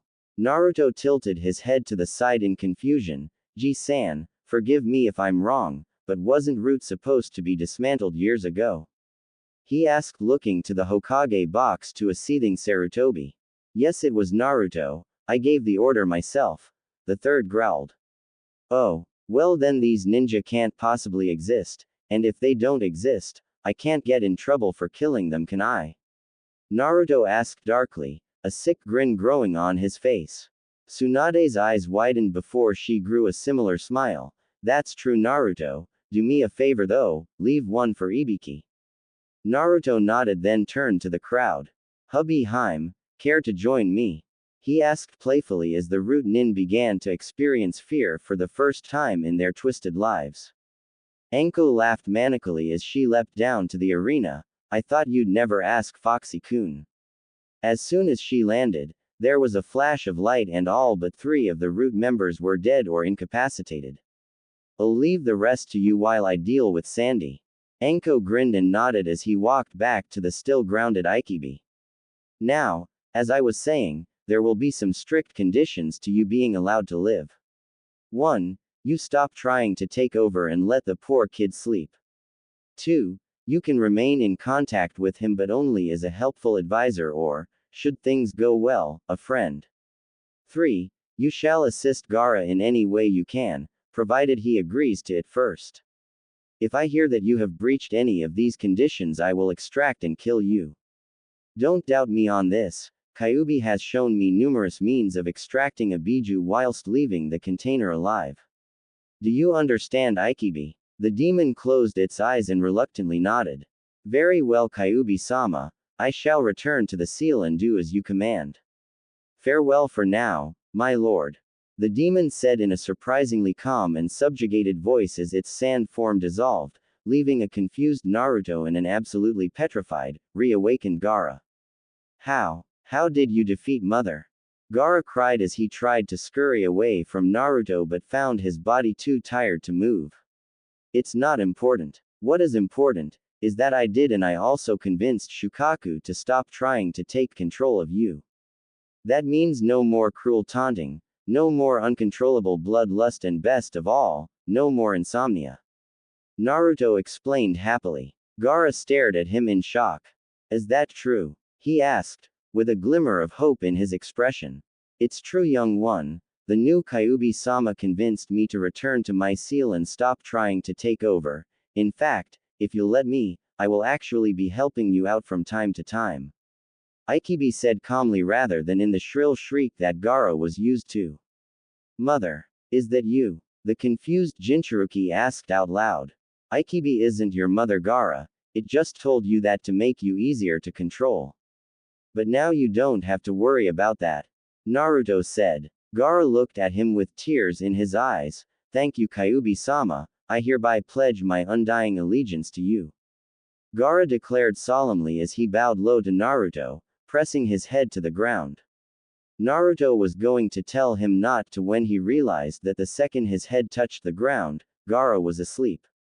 HMPF, I guess when someone says you can sleep after a lifetime of being awake, you don't waste any time. He turned around to find Anko cleaning off her kunai and standing over the bodies of her 3 root members. Come on, An-chan, let's go, I could really use a nap right about now. Naruto said wearily as 3 of his tails receded, leaving him with 4. Eager to get to bed for your reward, Why Naru-kun, I do believe I'm beginning to rub off on you, she replied sayly. Sensei, you know the rules, not until we get home. Naruto replied in a playful scolding voice. Well then, let's hurry up, she said excitedly as she leapt into his arms and he performed his flaming shunshin. Naruto, wait, yelled Tsunade and Sarutobi as they leapt down to the arena floor. Oh well, I guess we can do the ceremony later, the third said calmly, straightening his robes. I don't see why not. Tsunade agreed with a shrug. The winner of the final match in the Chunin exam tournament is Naruto Uzumaki. We expect to see you all at the Chunin announcement ceremony tomorrow at noon outside the Hokage Tower. Till then, goodbye. She announced as the exams finally ended and the people began to go home, eager to see who would be promoted the next day. As soon as they were home, Anko pulled her boyfriend and student into a passionate kiss, her tongue exploring his mouth frantically. He carried her to their bedroom, all the while maintaining their fervent exchange. He lowered both of them to the bed before rising and quickly ridding himself of his shirt and coat. Anko growled, her voice full of lust and need. She grabbed him by the back of his neck, pulling him back down into another heated tongue wrestle. Suddenly, she flipped them over, leaving her straddling his waist. She broke away from his mouth and started trailing kisses down his jawline and neck. He hissed in surprise, pain and pleasure when she bit down hard on the area where his neck meets his shoulder. Smirking proudly at his reaction, she sat back and removed her coat, leaving her in just her fishnet undershirt and her scandalously short skirt. Moaning loudly, Naruto tried to attach himself to her glorious mounds, only to be pushed back to the bed firmly. Patience, Foxy-kun, all in due time, she said in her teacher voice, grinning widely at his frustrated expression. She began to remove her shirt at what Naruto would describe as a painfully slow pace, eventually tossing the covering over her shoulder when she was done. Before it even hit the ground, Naruto launched a desperate assault on her already erect nipples. He circled and caressed one with his tongue, whilst pinching and pulling at the other, making her moan loudly from the pleasure of the differing sensations. Getting lost in the pleasure she was experiencing, she started grinding her soaking lips against the hard bulge in his pants. She let out a wanton cry as he bit down lightly on her now painfully stiff bud, just as he raised his hips, increasing the pressure on her hot sex. Again she pushed him down to the bed, earning both a growl and a confused expression from her lover. Enough of the teasing. Pants off now, she said, breathing hard from her arousal and Seoul hunger. Naruto grinned mischievously before flipping them, leaving him on top again. He quickly removed their remaining clothes, impatiently ridding them of the final obstacles. He began to position himself at her entrance. Naru-kun, wait. I have a confession to make first, she said reluctantly. He pulled back and stared deeply into her eyes. What is it, An-chan? He asked softly. Seeing her hesitation, he continued, you know you can tell me anything, An-chan. I love you and nothing you or anyone else can say or do is going to change that. He promised warmly. Seeing the love and conviction in his eyes and voice, she gathered her confidence. Naru-kun, as you know, when I was with my sensei he did some terrible things to me, and because of that, I never trusted anyone or let them get close to me because I thought that they would just betray me like that bastard did. Naru-kun, what I'm saying is that I nev. It's okay, An-chan, I understand. This is completely up to you. If you want to stop, that's perfectly fine. We can take as long as you need till you're ready. I plan on spending the rest of my long life by your side, so waiting is absolutely no problem for me. I've got all the time in the world. She smiled brightly and brought him into a tight embrace, inadvertently bringing his head back to her entrance. Naruto groaned throatily at the heat and moisture he could feel coming from her core. Again he pulled back from her and looked to her eyes. Of course it would make waiting a lot easier if you could not do things like that. Anko gave a shy grin. Actually, Naru-kun, what I was going to say is I've never trusted anyone enough to do this before you. Are you sure, An-chan? Because I really don't mind waiting if he was cut off when she kissed him tenderly and flipped their positions again, so she was mounted on his stomach. I'm sure, Naru-kun, just let me do this first part, she said confidently. Naruto nodded his head and she lifted her body up and positioning her entrance against his huge dick. They both moaned loudly as she brought herself down, slowly letting his tip stretch and push its way past her lips.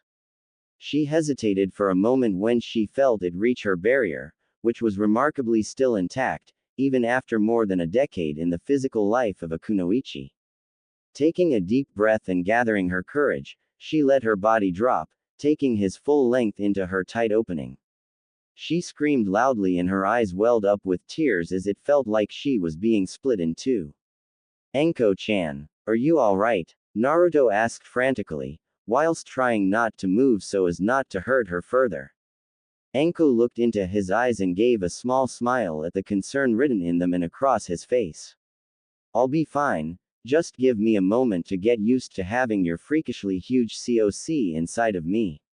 She joked. Naruto narrowed his eyes at the comment but chose to ignore it as she was obviously in quite a bit of pain, and he had to focus all his will into staying still and not pounding her tight puss till she begged him to stop.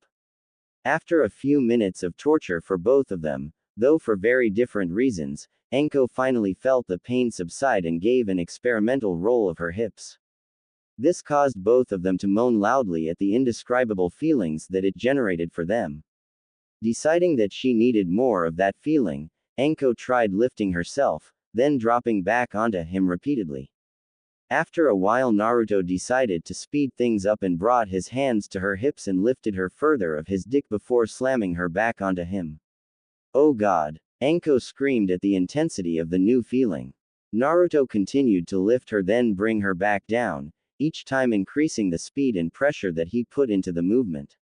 Soon Anko felt the telltale signs of her climax approaching, only it was more intense than anything she had ever felt before. She was finally pushed over the edge when Naruto began raising his hips in time with her descent, hitting even deeper into her.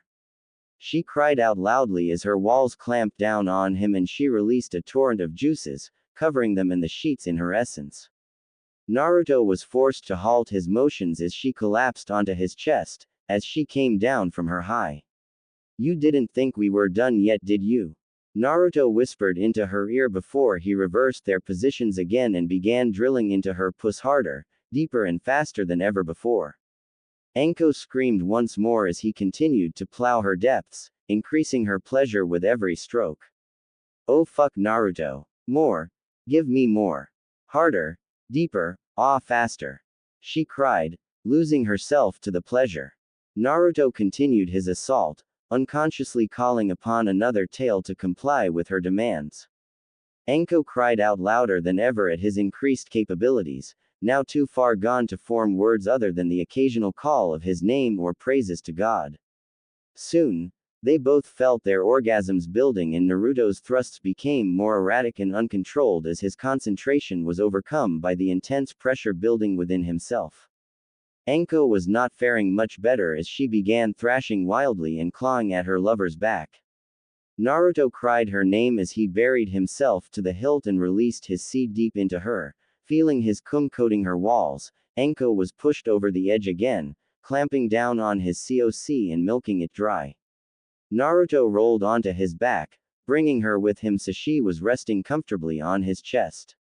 "That was incredible, Naru-kun," she purred as he gently stroked her back, idly playing with a loose strand of her surprisingly soft purple hair. "Yeah, we are defiantly doing that again," he chuckled. She just smiled and buried her head further into his firm chest. "Believe it," she sighed happily as she drifted off to sleep in his warm embrace. The next day, the entire village was once again gathered and murmuring quietly. It was time for the promotion announcements from the Chunin exams. Naruto and his sensei were 10 minutes late as Anko was having some difficulty moving after the previous night's, and this morning's, activities. When they finally did arrive, the Sandame was finishing up some speech about the duties of a Chunin or some shit. After he finished, Tsunade stepped forward. "Well, now that that is finally done with, we can get to the juicy bits," she exclaimed excitedly, earning a cheer from the crowd and a glare from her former sensei. During the Chunin exams, several candidates proved that they possessed some of the required characteristics of a Chunin. However, we have decided that only 3 possess all of them. Firstly, for giving a very impressive display of strategic development as well as wise decision-making and adequate combat skills, I present the rank of Chunin to Shikamaru Nara. Many of the villagers were surprised to see this, since he had given up rather easily, but most people realized his motivations and agreed with the decision. Shikamaru, however, seemed somewhat reluctant to accept, but was quickly overruled and ushered on to the stage by his mother and blonde teammate. This is so troublesome," was all he said as he received his vest and stepped into line behind the Hokages. Next, for solid strategy and decision-making, as well as impressive utilization of both his strengths and his opponent's weaknesses, I award the rank of Chunin to Shino Aburame. Again, most of the crowd agreed, since though he did forfeit, it was against Gaara, so no one could really hold that against him. Shino muttered a quick thank you as he received his vest and took his place next to Shikamaru. The crowd began to murmur and rumble as people began to realize who the only real option for the last promotion was. Tsunade raised her voice over the noise, silencing the crowd. The final recipient is the single most deserving candidate this village has seen in years. Not only did he defeat all 3 of his opponents, including a former Rookie of the Year and a fully released Biju, he also managed to turn the container of that Biju into a powerful ally of our village. He did this using power and leadership that are simply unparalleled outside of the very elite of the ninja world. I hereby present Naruto Uzumaki with the rank of Chunin. The crowd was divided by this declaration. Most of the ninja and many of the younger villagers began cheering loudly, but there was still a considerable contingent that were either silent or began booing and jeering. Everyone was silenced, however, when Naruto reached the stage and let loose enough killing intent to make even the two Hokages sweat. The intent then disappeared as he spoke up, "To those of you that have accepted me, thank you, and rest assured, I will stop at nothing to protect you and your families so long as I am able." This was met by cheers from those who supported him, and worried looks from those who didn't. The pressure then returned even stronger than before and he became covered in his chakra shroud. "The rest of you, however, take this as your one and only warning. I will no longer tolerate hostility of any kind towards myself or anyone under my protection. Should anyone do so, they will be dealt with quickly, and without mercy. Do not doubt me on this, as it is a promise, and on my life, I never break a promise." Naruto then dispelled the killing intent, grabbed his vest and walked calmly over to stand by Shikamaru and Shino, who were both trembling slightly from the outburst. "Damn, Naruto, don't you think that was a bit much? I'm pretty sure half the village just shit themselves," Shikamaru whispered to the blonde. "Shika, if you'd have gone through half the shit I have, you would have done the same or worse. Besides, you know me, I can't help but make a spectacle." Naruto replied quietly, flashing his foxy grin. Shikamaru just shook his head and muttered something about troublesome blondes, earning an angered yell from Ino, who surprised everyone with her remarkable hearing. Finally, having recovered from Naruto's acceptance speech, Tsunade once again spoke up. "Now that is all for the promotions resulting from the Chunin exam final, however there are still 2 more left for external reasons." The crowd, which had been in a loud uproar following Naruto's speech, were now silenced by the unexpected announcement. "Firstly, for having proven herself repeatedly in the line of duty, I hereby present the rank of full Junin to Anko Mitarashi." Once again the crowd broke their silence, some in confused mutterings wondering who she was, and some yelling at the traitor's whore, or snake bitch. Everyone fell silent, however, when she happily ran up and jumped into the arms of Naruto, wrapping her legs around him and kissing him passionately. When she finally broke the kiss, Naruto put her down and she turned to face the crowd, an evil grin across her face and one arm draped possessively over Naruto's shoulders. "Did you hear some people being hostile, Naru-kun?" She purred in a sickly sweet voice loud enough for everyone to hear. Instantly all those that had shouted at her began to tremble violently in fear, realizing what they had just done. "Why, yes, I did, Chan," Naruto said calmly, though there was a terrifying scowl across his face as he began walking towards the audience, his killer intent rising with every step. He stopped when Tsunade and Sarutobi appeared in front of him. "Naruto, please let it slide this time, after all they didn't know, and I'm sure that it'll never happen again," the Sandaime pleaded, trying to avoid a slaughter. Naruto narrowed his eyes and thought for a moment before turning back to Anko. "Your call, Haim," he said simply. Everybody's eyes widened at this. Anko's reputation said she was hardly merciful at the best of times, let alone when she had been personally and publicly wronged. Anko took on a thoughtful pose for a full minute. "The fact that they didn't know we are together hardly excuses their behavior. Many nervous people begin to panic at this point. However, seeing as today is supposed to be a celebration, I think we can let it slide this once," she declared cheerfully. Naruto nodded and walked back to her, slinging one of his arms around her shoulders and bringing her in close to him. Everyone visibly relaxed at this and almost everyone vowed to never do anything that might piss off those two again. A few, however, renewed their vows of hatred and vengeance towards the demon and its whore. Well, as exciting as this has been, there is still one more promotion to be announced today, Tsunade said, gaining everyone's attention as no one could guess who this one would be. For the capture and successful interrogation of a band of enemy ninja, which provided information regarding an attack on this village, as well as for defeating and killing Konoha's greatest traitor and enemy, Orochimaru. The entire crowd erupted in cheers and celebrations at hearing this, till once again Tsunade spoke up, silencing them. "As I was saying, for For those reasons and many more, I give the rank of Special Junin to.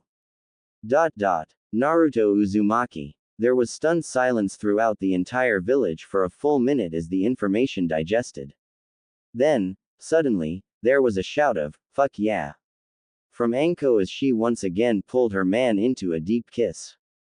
After the silence was broken, the entire crowd erupted in applause and cheers and even the occasional wolf whistle. The crowd is silenced once more as Naruto freed himself from Anko's grip and walked to the front of the stage, turning to face the broadly smiling Hokages. Everyone waited on bated breath, eager to see what the unpredictable blonde would say next. Does this mean I don't have to wear the vest? 'Cause green totally clashes with my outfit, he asked calmly, causing everyone to either sweat drop or burst out laughing. Well, it does, he muttered before Anko once again glomped him, this time knocking them off the edge of the stage and into the hysterical crowd. Those two outrank us? Shikamaru asked Shino disbelievingly, getting an equally disbelieving nod from the stoic Aburame.